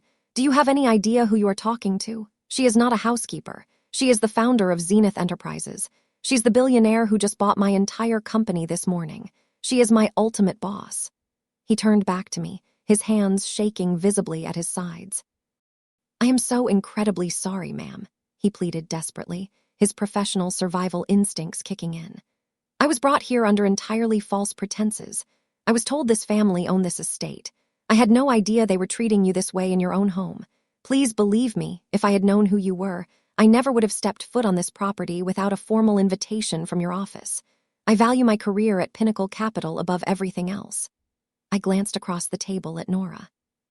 She was leaning back in her chair, a look of pure, unadulterated satisfaction radiating from her face as she watched the arrogant men in her life completely fall apart. She gave me a tiny nod of approval. I let the heavy silence stretch out for another painful moment, savoring the absolute terror radiating from the man my family thought would be their golden ticket to high society. I looked at Hamilton calmly, assessing his panic before letting a slow, cold smile curve my lips. "It is quite all right, Hamilton," I replied, my voice smooth and dripping with quiet authority. "You are exactly right. You were brought here under false pretenses, but you are going to stand exactly where you are because we are going to have a very important discussion about the company you keep, and the company I now own." The silence that followed my declaration was so absolute you could hear the wind howling against the bulletproof glass windows of the dining room. Then Brianna threw her head back and let out a shrill, hysterical laugh. The sound was sharp and entirely out of place, scraping against the severe tension in the room. "Oh my gosh, you're so funny, Hamilton," Brianna giggled, stepping toward him and reaching out to grab his arm again. "For a second there, you actually looked completely terrified. That was a really good prank, but you can stop now. You are going to give my parents a heart attack. Alina is not a CEO. She is a broke single mom who lives in a tiny apartment. She is literally just wearing a cheap apron and cleaning up my spilled wine." Hamilton violently yanked his arm out of her reach for the second time. He stared at her as if she had suddenly grown a second head. "I am not joking, Brianna," Hamilton said, his voice dropping into a harsh, guttural tone that made her flinch. My father stood up from his chair, trying to force a hearty chuckle to diffuse the rapidly escalating situation. "Now, Hamilton, let us not take this little misunderstanding too far," my father said, gesturing toward his empty chair. "My daughter is right. Alina has always had a vivid imagination, but she is certainly not a billionaire. She does not even have a proper business degree. Why do you not just sit back down and we can open an other bottle of wine and forget this whole silly thing happened?" Hamilton ignored my father completely. He stepped closer to Brianna, his face pale with a mixture of raw panic and boiling anger. "Look at her wrist," Hamilton demanded, pointing a shaking finger directly at me. "Do you see that watch? That is a custom piece commissioned exclusively for the executive founders of Zenith Enterprises. There are only 3 of them in the entire world. Do you know how I know that?" Because I spent my entire morning reading the new corporate mandate she personally signed to authorize the hostile takeover of my firm. Brianna blinked rapidly, her eyes darting to the diamond Rolex on my wrist and then back to Hamilton. "But that is impossible," she stammered, her voice losing its arrogant edge and dissolving into a panicked whine. "She cannot be your boss. She does not know anything about investments. She is a loser, Hamilton. My parents pay for everything she has." "You are lying," Hamilton shouted, the sudden volume of his voice making my mother jump in her seat. "You have been lying to me since the day we met. You told me you came from a family of sophisticated real estate tycoons. You told me this was your family estate. But you are nothing but a desperate fraud. She is a leaner, the founder and sole owner of a private equity and real estate conglomerate worth billions of dollars. This estate alone is worth $8 million, and it is registered to a blind trust controlled by her holding company. She does not just own my firm. She owns commercial high-rises in Manhattan, luxury resorts in the Caribbean, and tech startups in Silicon Valley." My father tried one last desperate attempt to salvage his crumbling pride. "Hamilton, surely there is a mistake," Robert pleaded defensively. "2 women can have the same name." "My daughter was just struggling to pay her bills last year." "Robert, you are absolutely delusional," Hamilton snapped, turning his furious gaze toward my father. "I saw her signature on the acquisition documents today. I saw her corporate portrait in the confidential briefing files. There is no mistake. You people are living in an absolute fantasy world." Hamilton began pacing a tight circle on the marble floor. "Do you understand what you have done to me?" He continued, directing his absolute fury back at my sister. "I have spent the last 3 months trying to impress the executives at Pinnacle Capital to secure a promotion. And you just brought me into the private home of the woman who literally owns the entire board of directors, and you made me watch you treat her like garbage. You intentionally spilled wine on the most powerful woman in our industry. You just committed corporate suicide on my behalf." The sheer force of his anger finally shattered Brianna's delusion. She stumbled backward, her knees hitting the edge of her heavy wooden chair.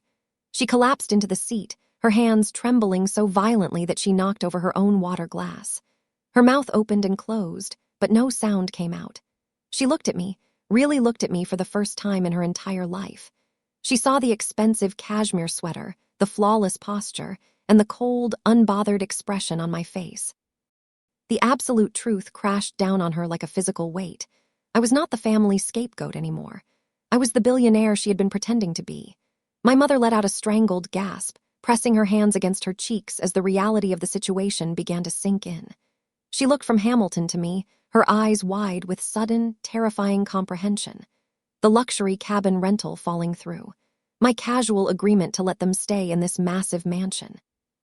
Every single piece of the puzzle suddenly snapped into place, forming a picture that horrified her. Nora leaned forward in her chair, a slow, brilliant smile spreading across her face. "Well, Julian," Nora said quietly, her voice cutting through the heavy tension like a sharpened blade. "It looks like your sister really is a self-made woman after all, just not the sister you were bragging about." Hamilton stood rigidly near the table, looking at me with desperate, pleading eyes. He was a man watching his entire career burn to the ground because he had trusted a family of absolute frauds. My father was the first to break the suffocating silence. He could clearly see that the massive wealth and influence he had been desperately trying to fake were actually sitting right across the table. He suddenly morphed into the ultimate proud father, his face stretching into a wide, sickeningly sweet smile. "Now, Hamilton," my father said, his voice dripping with forced warmth as he stepped toward me. "There is no need for anyone to panic or ruin a perfectly good holiday dinner. We were simply playing a little family joke on you to test your character. We wanted to make sure you were not just after Brianna for our incredible family wealth. Eleanor here is our absolute pride and joy. W. He taught her everything she knows about the real estate market. She inherited her brilliant business mind directly from me." My mother immediately caught on to his desperate pivot. She pushed her chair back and hurried to my side. I pulled my arm away before she could even touch my skin, but she did not let that deter her performance. "Oh, absolutely," my mother chimed in, her voice trembling slightly as she tried to sound like a loving matriarch. "Our daughter is an absolute genius, Hamilton. We raised her to be a fierce, independent corporate leader.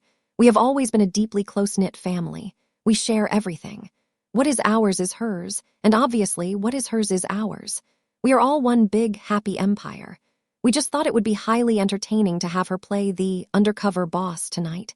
It was all just a harmless theatrical game." Hamilton stared at my parents with absolute disgust. He looked from my father's fake smile to my mother's sweating forehead, entirely repulsed by their shameless attempt to steal credit for the very empire they had just insulted. He felt a deep sickness, realizing he had almost permanently associated his clean professional reputation with these incredibly toxic people. Before Hamilton could formulate a response to their pathetic lies, the sound of a chair scraping loudly against the marble floor echoed through the room. Nora stood up slowly. She smoothed down the front of her tailored dress, her posture radiating absolute authority. "Actually, Robert," Nora said, her voice echoing clearly across the massive dining room, "that is not entirely accurate. You are not a deeply close-knit family, and you certainly do not share an empire. As a corporate attorney, I make it my absolute priority to understand the legal and financial history of the people I associate with, and the legal history of this family is incredibly well documented." My father swallowed hard, the fake smile faltering on his face. "Now, Nora, this does not concern you." "It concerns me very much," Nora interrupted smoothly, stepping away from the table. She looked directly at Hamilton, speaking to him professional to professional. "Hamilton, these people did not teach her anything. They did not support her business. In fact, exactly 3 years ago, Alina went to her parents asking them to simply co-sign a modest startup loan for her very first commercial property. She had a flawless business plan. She just needed a signature." Nora paused, letting her eyes lock onto my father. "Robert here flatly refused. He told her she was a terrible investment. He told her she was going to fail. And then the very next day, he took out a massive equity loan on his own house and bought Brianna a brand new Porsche. He legally and financially disowned Alina that same week, completely cutting her off from the family trust because he said her single mother lifestyle was a permanent embarrassment to his social standing." My mother gasped, covering her mouth with her hand. Julian buried his face in his hands, completely humiliated by his smart girlfriend publicly destroying his parents. Nora turned her fierce gaze toward my mother. "You did not raise a billionaire CEO, Barbara. You threw out a struggling single mother to protect your fake aesthetic. Alina built this entire $8 million estate and her multi-billion-dollar company entirely on her own. She did it while you were busy going bankrupt trying to fund Brianna's fake influencer career. So, please do not stand in her dining room and pretend her massive success belongs to you.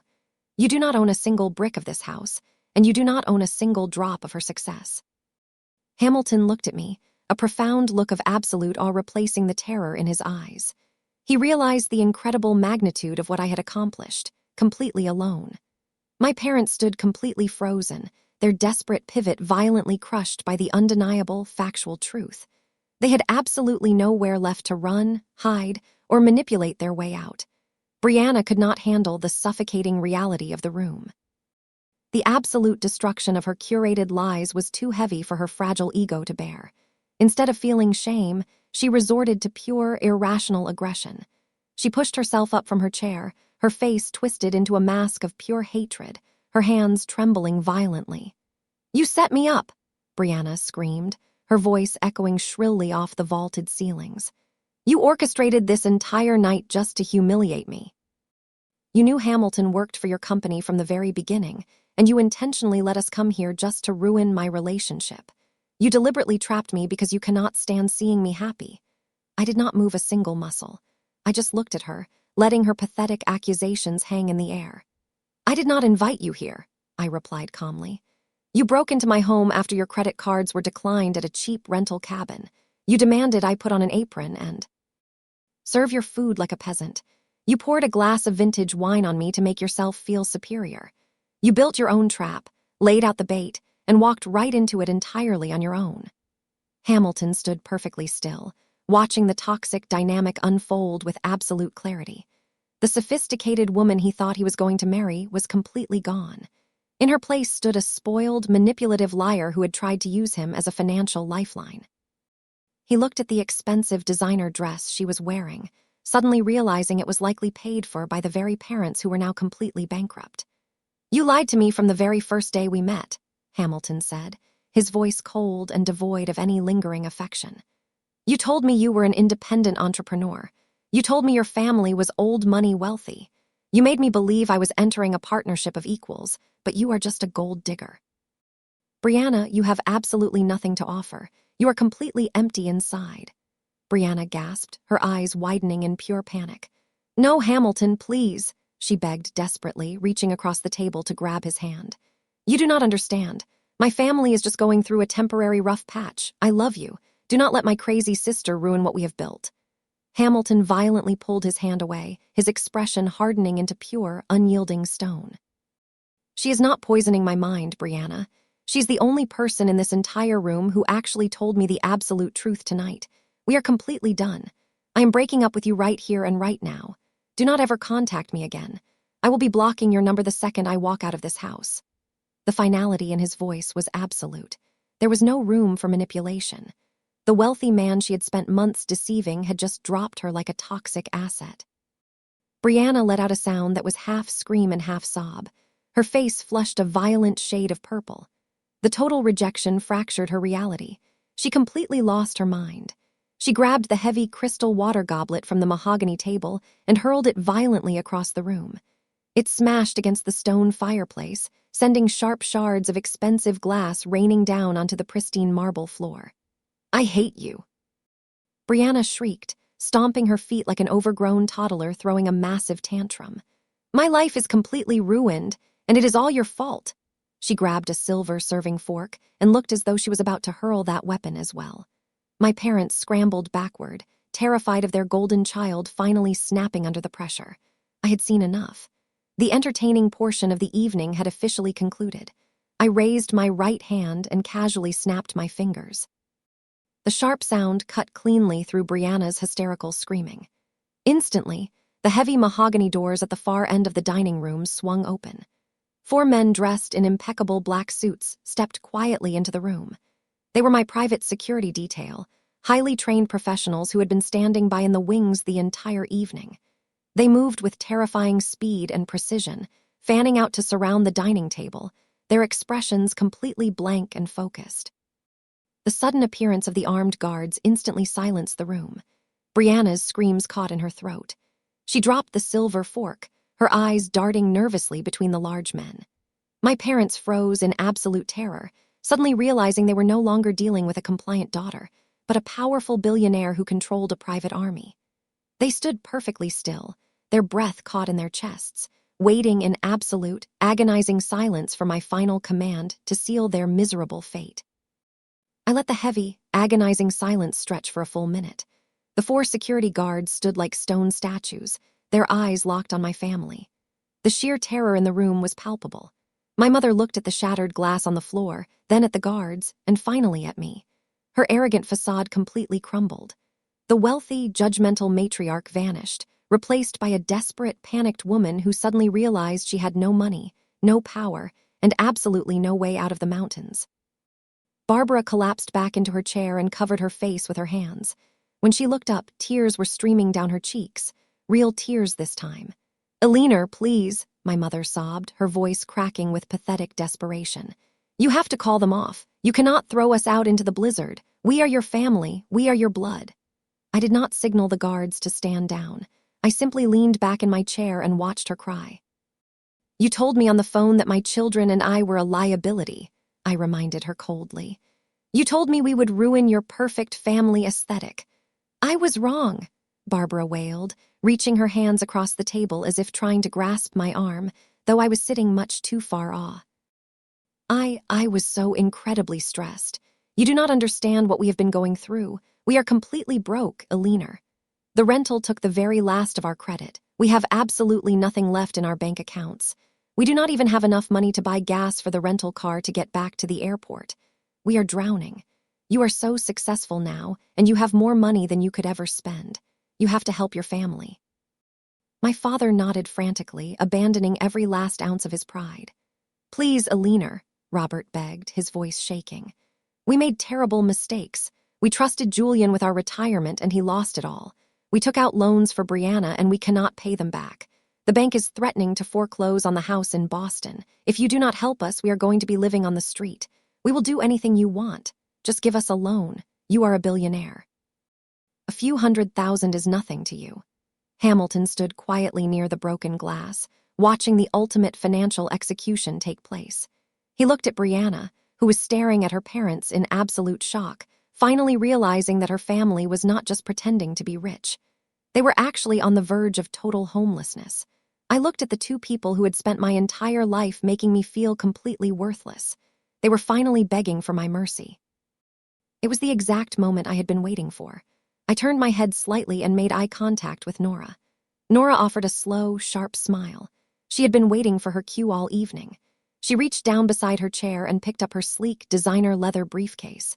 She placed it squarely on the mahogany dining table. The sharp click of the metal latches echoing in the quiet room sounded like a vault ceiling shut. Nora calmly opened the briefcase and pulled out a thick, heavy manila folder. She did not look at Julian, who was staring at her with wide, terrified eyes. She handed the folder directly to me with professional grace. I took the folder and rested my hands on top of it. "You want a loan," I said softly, looking directly into my father's desperate eyes. "You want me to bail you out of the massive financial hole you dug for yourselves while trying to fund a fake billionaire lifestyle?" "Yes, please," my father practically whispered, leaning forward eagerly.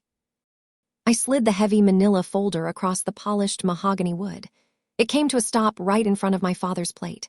"Open it," I commanded. Robert reached out with violently trembling hands. He flipped open the cover of the folder. My mother leaned in close, her tear-streaked face hovering over the documents. For a long moment, neither of them spoke. Their eyes frantically scanned the dense legal jargon printed on the thick parchment paper. "What is this?" my father asked, his voice completely hollow. Nora folded her hands neatly on the table. "That is the original title deed to your primary residence in Boston," Nora stated, her voice carrying the absolute authority of a top-tier corporate lawyer. "Attached to it are the 3 separate notices of default from your primary mortgage lender, along with the aggressive equity loan contracts you signed over the past 2 years. Julian tried to speak up. "Nora, how could you do this?" Julian stammered, looking at his girlfriend as if she were a stranger. "You went through my parents' private financial records."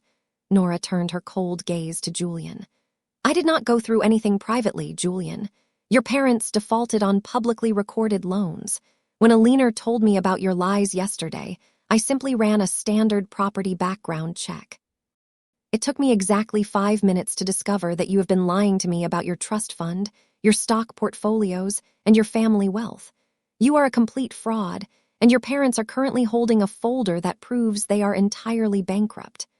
My mother let out a strangled gasp, clutching the edge of the table. "How do you have these original documents?" she cried, looking back at me. "Because your bank finally grew tired of your missed payments and bundled your toxic debt," I explained, my voice devoid of any sympathy. "They sold your loans to a private debt collection firm, and as it turns out, my holding company recently acquired that exact firm." I leaned forward, making sure my words pierced straight through their hearts. "I do not need to give you a loan, Dad. I already own your entire life." The words hung in the air, heavy and absolute. My father stared at me, his eyes wide with a terrifying combination of confusion and sheer despair. He looked back down at the thick manila folder resting on the mahogany table. His trembling fingers slowly turned the pages, scanning the formal legal letterhead printed at the very top of the assignment of deed. He read the name of the purchasing entity out loud, his voice barely a raspy, defeated whisper. "Zenith Enterprises." He looked up. "You bought our mortgage."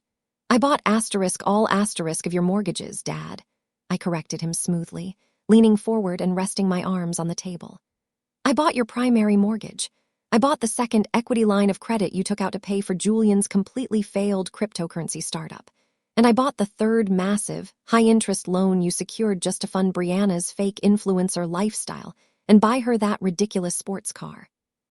When your original bank finally flagged your accounts as critically delinquent, they packaged your toxic debt and sold it off at a massive discount to a private acquisitions firm. It is a very standard practice in the financial sector to offload high-risk, non-performing assets to buyers who can handle the collection process.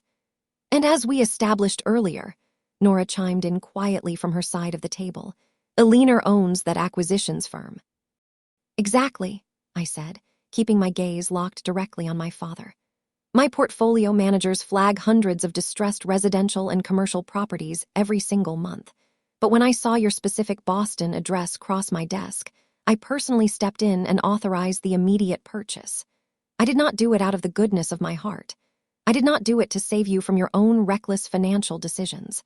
I did it because it was an incredibly lucrative business investment. You see, your original bank was desperate and willing to take a massive loss just to get your toxic loans off their ledgers forever. But I know the actual current market value of that house. It is located in a highly desirable, prime historic district. Once I formally foreclose on the property and evict the current occupants, I can renovate and flip it for a very substantial profit margin. My mother let out a shrill, horrified gasp. Her hands flew to her chest as she stared at me as if she were looking at a complete stranger. "Evict us," Barbara shrieked, tears of genuine panic streaming down her heavily powdered face. "You cannot possibly evict us from our own home. We raised you in that house. We are your parents. You cannot just throw your own flesh and blood out onto the freezing street. That is completely heartless." "You are not my family right now, Mom," I replied, my voice dropping to a cold, razor-sharp tone that completely silenced her hysterical screaming. "Right now, you are simply my defaulting tenants, and I am your bank. You are officially 3 months past due on every single one of your payment obligations. According to the strict terms of the contracts you willingly signed, I have the absolute legal right to initiate formal foreclosure proceedings at any given moment. In fact, my legal team has the final eviction paperwork completely drafted, heavily reviewed, and absolutely ready to file at the courthouse first thing Monday morning." My father slumped back in his heavy wooden chair. The arrogant, boastful man who had spent the entire evening bragging about his fictional real estate empire was entirely gone. He was nothing but a broken, bankrupt shell of a man. "But Eleanor," he pleaded, his voice breaking into a pathetic sob, "we have nowhere else to go. We spent our entire retirement fund. We have absolutely zero savings left. If you take the house, we will be completely homeless." I looked at him without a single ounce of pity or regret. "You should have thought about your retirement fund before you liquidated it to buy designer handbags and luxury vacations for a daughter who treats everyone around her like garbage," I said, gesturing toward Brianna, who was currently sitting frozen in her chair, completely speechless. "You should have thought about your financial security before you handed hundreds of thousands of dollars to a son who refuses to get a real job. You made your terrible choices, Robert. You invested your entire future into the 2 children you deemed worthy, and you actively threw me away because I did not fit your perfect, wealthy aesthetic." Julian looked down at the floor, his face burning with intense shame. He could not even make eye contact with Nora, who was watching him with absolute disgust. "You are an absolute monster," Brianna finally whispered, her voice shaking with residual anger and rising terror. "No, Brianna," I corrected her softly, offering a cold, victorious smile. "I am just an incredibly successful businesswoman handling a very bad investment. You wanted to play rich all night. Now it is time to pay the bill." Hamilton stood silently near the broken glass, watching the sheer brilliance of the trap I had sprung. He witnessed a masterclass in corporate execution applied directly to toxic family dynamics. He knew without a shadow of a doubt exactly why I was the CEO of Zenith Enterprises. Every single person in this room was finally learning a very painful lesson. You cannot constantly disrespect the person who secretly holds the keys to your entire existence. My parents had foolishly gambled their entire livelihood on keeping up appearances, but they forgot one crucial rule. The house always wins, and I am the house. The silence was finally broken by the one person who had spent his entire life hiding safely behind my parents. Julian suddenly pushed his heavy wooden chair back and stood up.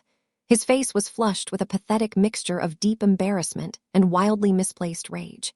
He looked down at my parents, who were still staring blankly at their devastating foreclosure documents. And then he pointed an aggressively shaking finger directly at me.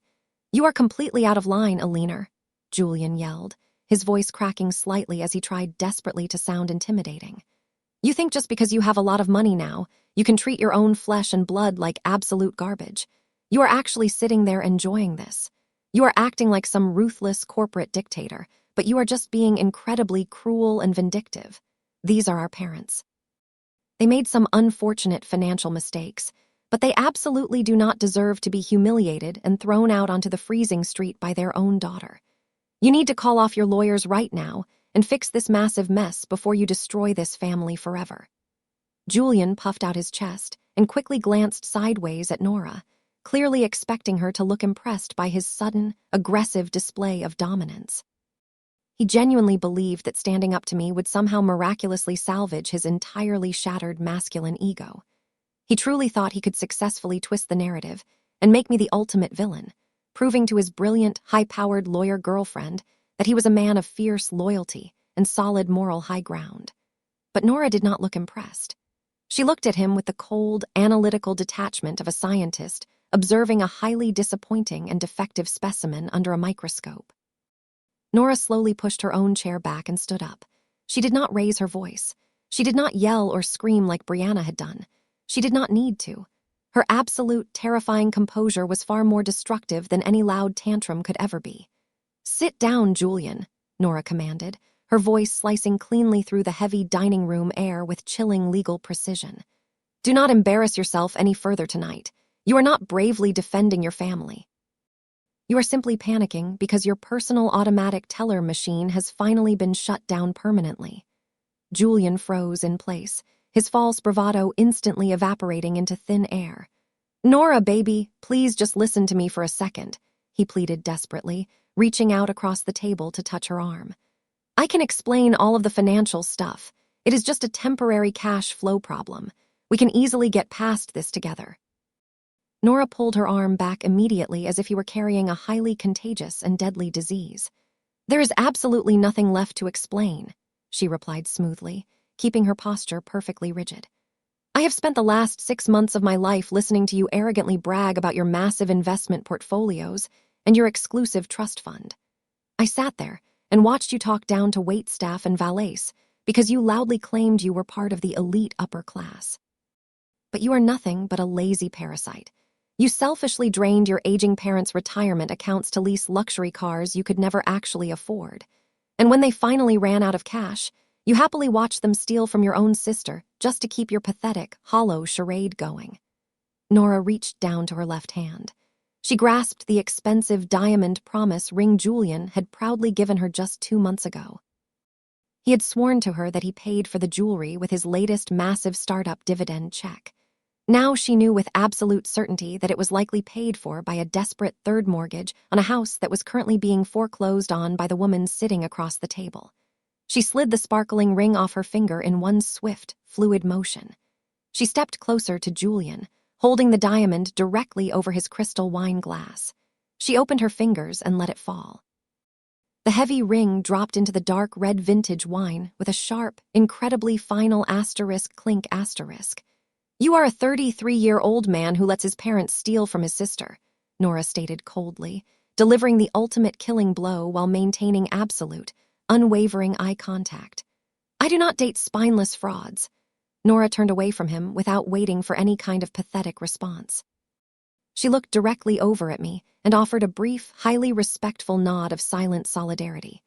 Then, she gracefully picked up her expensive designer briefcase from the polished mahogany table, turned sharply on her high heel, and walked out of the dining room without ever looking back even once. The heavy oak doors clicked shut behind Nora, sealing the ruin of my family. Why inside the dining room? Julian stood paralyzed next to his chair, staring blankly down into his wine, where the diamond ring rested at the bottom of the crystal glass. He had just lost the only genuinely successful and intelligent person who had ever loved him, entirely because of his own pathetic greed. He sank back into his seat, burying his face in his hands, completely broken. Brianna remained frozen on the other side of the table. The violent tantrum had drained out of her, leaving an empty, terrified shell. She was staring at the empty space where Hamilton had been standing just moments before. The wealthy executive she had planned to marry was gone forever. Her fake influencer career was exposed as a complete sham. She had no safety net, no rich husband to bail her out, and no parents to drain dry. The extravagant life she believed she was entitled to had evaporated into thin air. My father looked like he had aged 20 years. He sat slumped in his heavy mahogany chair, his eyes still locked on the thick manila folder containing his imminent foreclosure documents. The arrogant patriarch who loved to lecture everyone about his brilliant business acumen was now just a terrified old man facing total bankruptcy and homelessness. And then there was my mother. Barbara slowly looked around the room, taking in the absolute destruction of her family. She looked at Julian crying silently.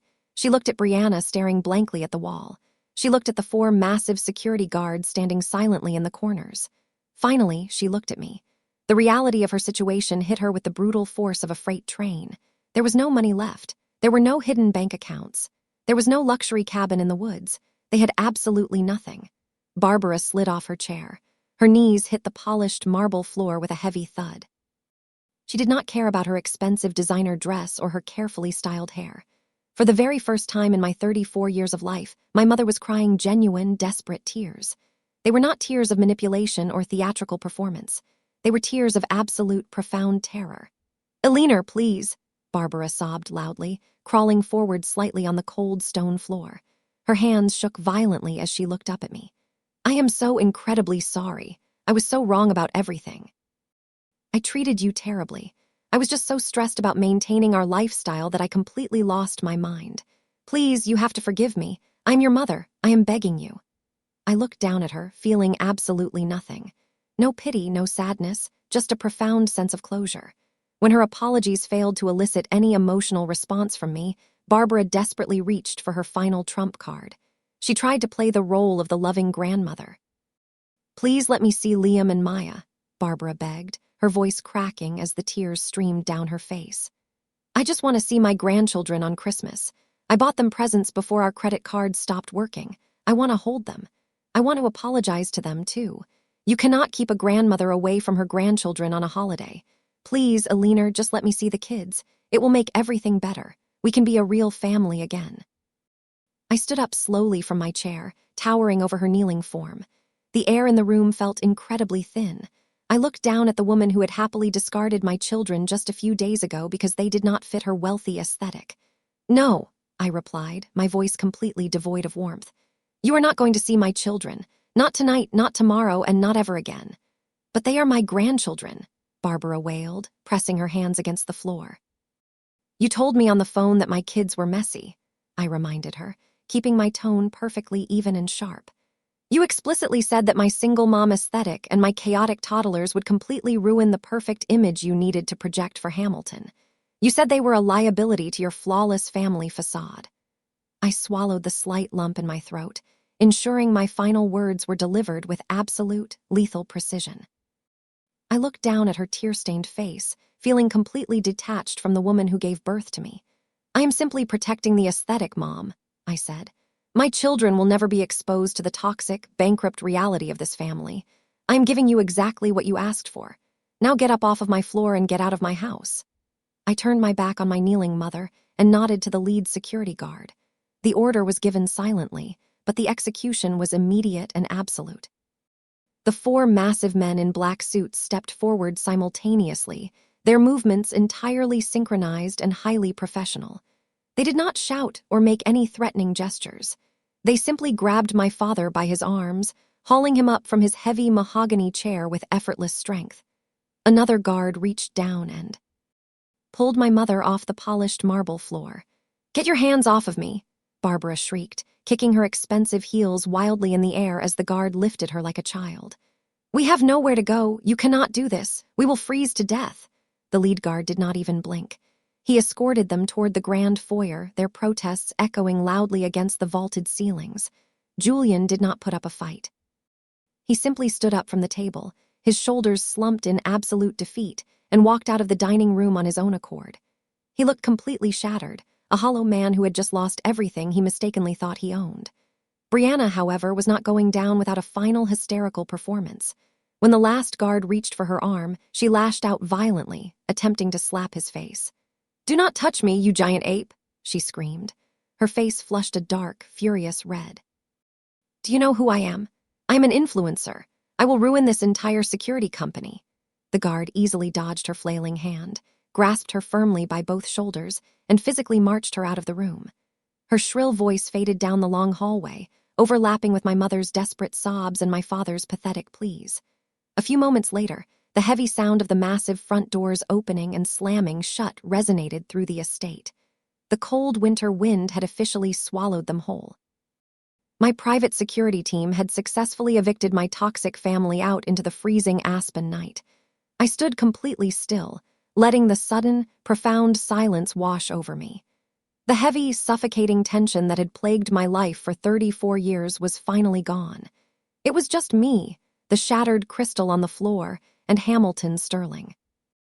Hamilton had pressed himself flat against the far wall of the dining room, desperately trying to stay completely out of the way of the massive security detail. Now that the room was clear, he slowly peeled himself away from the wall. He looked absolutely terrified. The confident senior director who had walked into my home just a few hours ago was completely gone, replaced by an employee who was absolutely certain he was about to be fired. "Madam CEO," Hamilton stammered, taking a slow, incredibly cautious step toward me. "I cannot even begin to express how deeply sorry I am for this entire horrific ordeal. I swear on my entire career I had absolutely no idea who she really was or what her family was capable of. I was completely manipulated. I would never intentionally disrespect you or bring chaos into your private sanctuary. Please believe me." He stopped a few feet away, his head bowed in complete submission. He was literally shaking. I looked at the man who had inadvertently handed me the ultimate stage to exact my revenge. In a strange way, I owed him a minor debt of gratitude. He was the catalyst that finally brought their massive house of cards crashing down. "I am well aware that you were manipulated, Hamilton," I replied, my voice calm but laced with absolute authority. "You are an intelligent corporate director, but you clearly suffer from a severe lapse in personal judgment when it comes to the women you choose to date. You let a shiny facade blind you to the toxic reality underneath. That is a dangerous flaw for someone handling millions of dollars of client investments." Hamilton swallowed hard, nodding rapidly. "You are entirely correct, ma'am. It was a massive oversight on my part. I will be far more rigorous in my personal life moving forward. I just pray this horrific mistake does not permanently end my tenure at Pinnacle Capital." I looked down at the dark red wine stain on my cashmere sweater, then back at him. "Let us make one thing absolutely clear, Hamilton. Your personal life is your own business, but the moment it spills over into my private estate, it becomes my business." I paused, letting the weight of my words settle heavily onto his shoulders. "We will discuss your severe lapse in judgment and your future at the firm on Monday morning in my office. Have your performance metrics ready. Now get out of my house." "Yes, ma'am," Hamilton said quickly. "Thank you, ma'am. Merry Christmas." He practically sprinted out of the dining room, desperate to escape the estate before I changed my mind and fired him on the spot. The front doors clicked shut one final time. I was finally completely alone. I stood in the center of the dining room, listening to the absolute silence that followed the heavy click of the front doors. For the first time in 34 years, my chest felt completely light. The suffocating weight of my family's constant judgment, their endless demands, and their toxic manipulation had completely vanished. It was as if a massive dark cloud had finally been lifted from my shoulders, leaving behind nothing but pure, unadulterated peace. I looked down at the shattered crystal and the dark red wine staining the polished marble floor. It was a messy reminder of the chaos they had brought into my home, but it was also a beautiful symbol of their permanent departure. I would have my cleaning staff take care of the mess in the morning. Tonight, I just wanted to breathe in the total freedom I had finally secured. I turned away from the ruined mahogany table and walked slowly out of the dining room. As I stepped into the grand foyer, I noticed a warm glow coming from the formal parlor. I walked toward the open archway and stopped in surprise. Nora had not left the estate. She was sitting comfortably in one of the plush velvet armchairs by the massive Riverstone fireplace. Her designer winter coat was draped casually over the back of the chair, and she was holding a fresh cup of hot tea. She looked up as I entered the room, her expression completely calm and relaxed. "I thought you called for a private car to take you to the airport," I said, walking over and taking a comfortable seat on the leather sofa opposite her. Nora took a slow sip of her tea and offered a genuine, warm smile. "I did consider it," she replied, setting the delicate cup down on the wooden coffee table. "But then I realized that all the commercial and private flights out of Aspen are completely grounded until tomorrow morning due to the severe blizzard outside. Besides, sitting in a freezing airport terminal on Christmas Eve sounded incredibly depressing. I figured the billionaire CEO of Zenith Enterprises might have a spare guest room for the corporate lawyer who just helped her execute the most flawless family eviction in modern history." I let out a soft, genuine laugh. It was the first time I had truly laughed all evening. "You are more than welcome to stay, Nora. In fact, I would be highly honored to host you for the holidays. You handled my brother with absolute perfection tonight."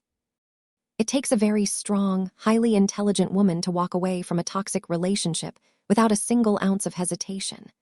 Nora leaned back in her chair, the flickering firelight reflecting in her dark eyes. "I have worked way too hard to build my legal career to let a spineless fraud like Julian drag me down," she said firmly. "And honestly, watching you dismantle your parents' entire false reality was the greatest masterclass in corporate strategy I have ever personally witnessed.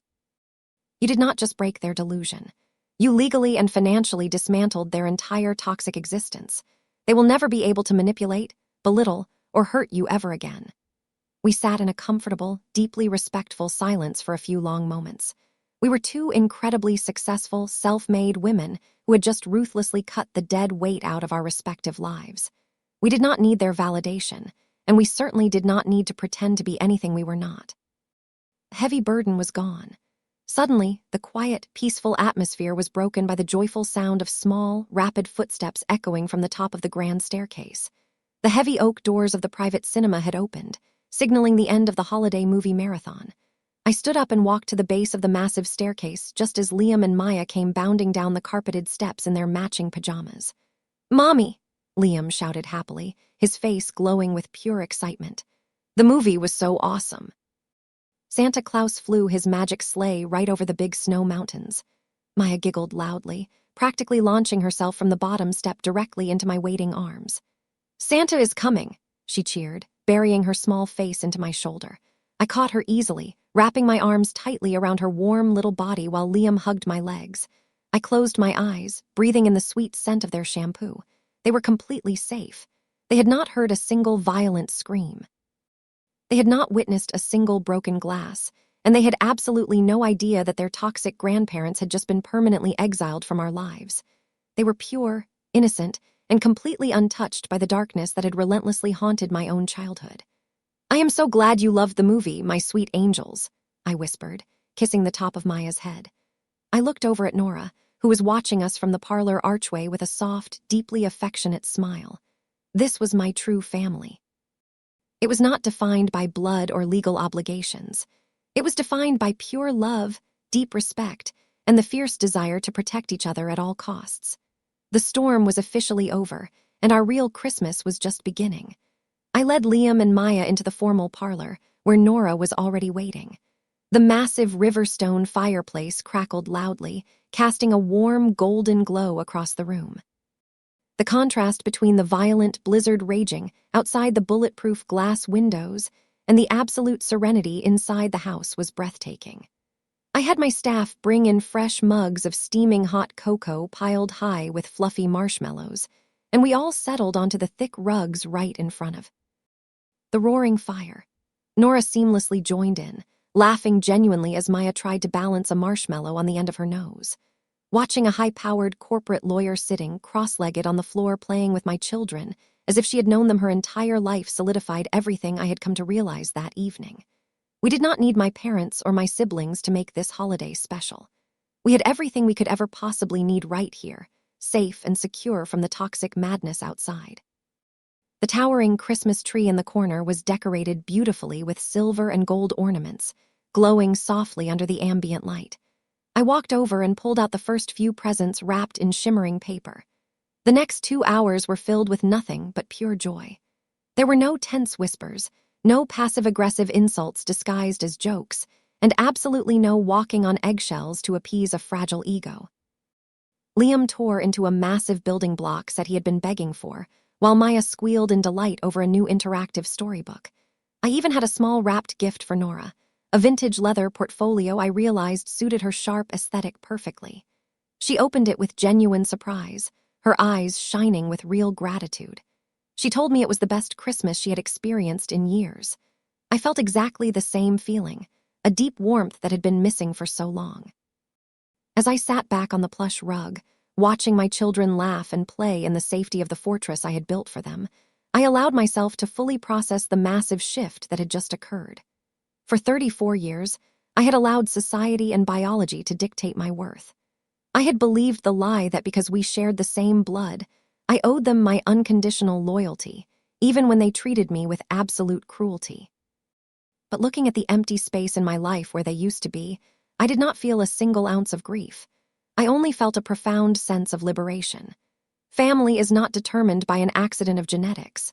Blood simply makes you related, but consistent respect, mutual support, and unconditional love are what truly make you a family. I had lost a highly toxic, draining group of people who only saw me as a scapegoat or a financial lifeline. But in the process of walking away from their crushing expectations, I had built a massive corporate empire, and more importantly, a real home filled with genuine peace. My children would never have to experience the heavy, suffocating pressure of being the golden child or the agonizing pain of being the discarded one. They would grow up knowing that their worth is absolute and completely independent of anyone else's approval. I had broken the generational curse of conditional love with a single snap of my fingers, and I was never going to look back. The empire I built was impressive and incredibly lucrative, but the absolute peace of mind I secured tonight was easily my absolute greatest achievement. If you are watching this and you are trapped in a dynamic where you are constantly made to feel less than you are, listen to me carefully, because this truth is vital. You do not owe your peace of mind to anyone just because you share a last name. You do not have to shrink yourself to make other people comfortable. Setting firm boundaries is not an act of cruelty. It is an act of necessary self-preservation. Never let anyone make you feel small at your own table. You have the power to walk away, to build your own safe haven, and to surround yourself with people who actually celebrate your presence. Thank you so much for listening to my story. If you have ever had to make the difficult decision to cut ties with toxic family members to protect your peace, please share your experience in the comments below. We gain strength when we realize we are not alone. Do not forget to hit the like button and subscribe to this channel for more stories of reclaiming your power. Remember that you are the author of your life, and you hold the pen. Stay strong and always know your true worth. The story we just experienced highlights a profound and difficult truth about human relationships and the true definition of family. Often, society conditions us to believe that we must endure toxic behavior simply because the people hurting us share our DNA. We are constantly told that family is everything, even when that exact family relentlessly undermines our self-worth and drains our spirit. Eleanor's journey completely shatters that dangerous myth. For decades, her parents and sister treated her as a convenient scapegoat, dismissing her inherent value and demanding her absolute submission just to uphold their own selfish illusions of grandeur.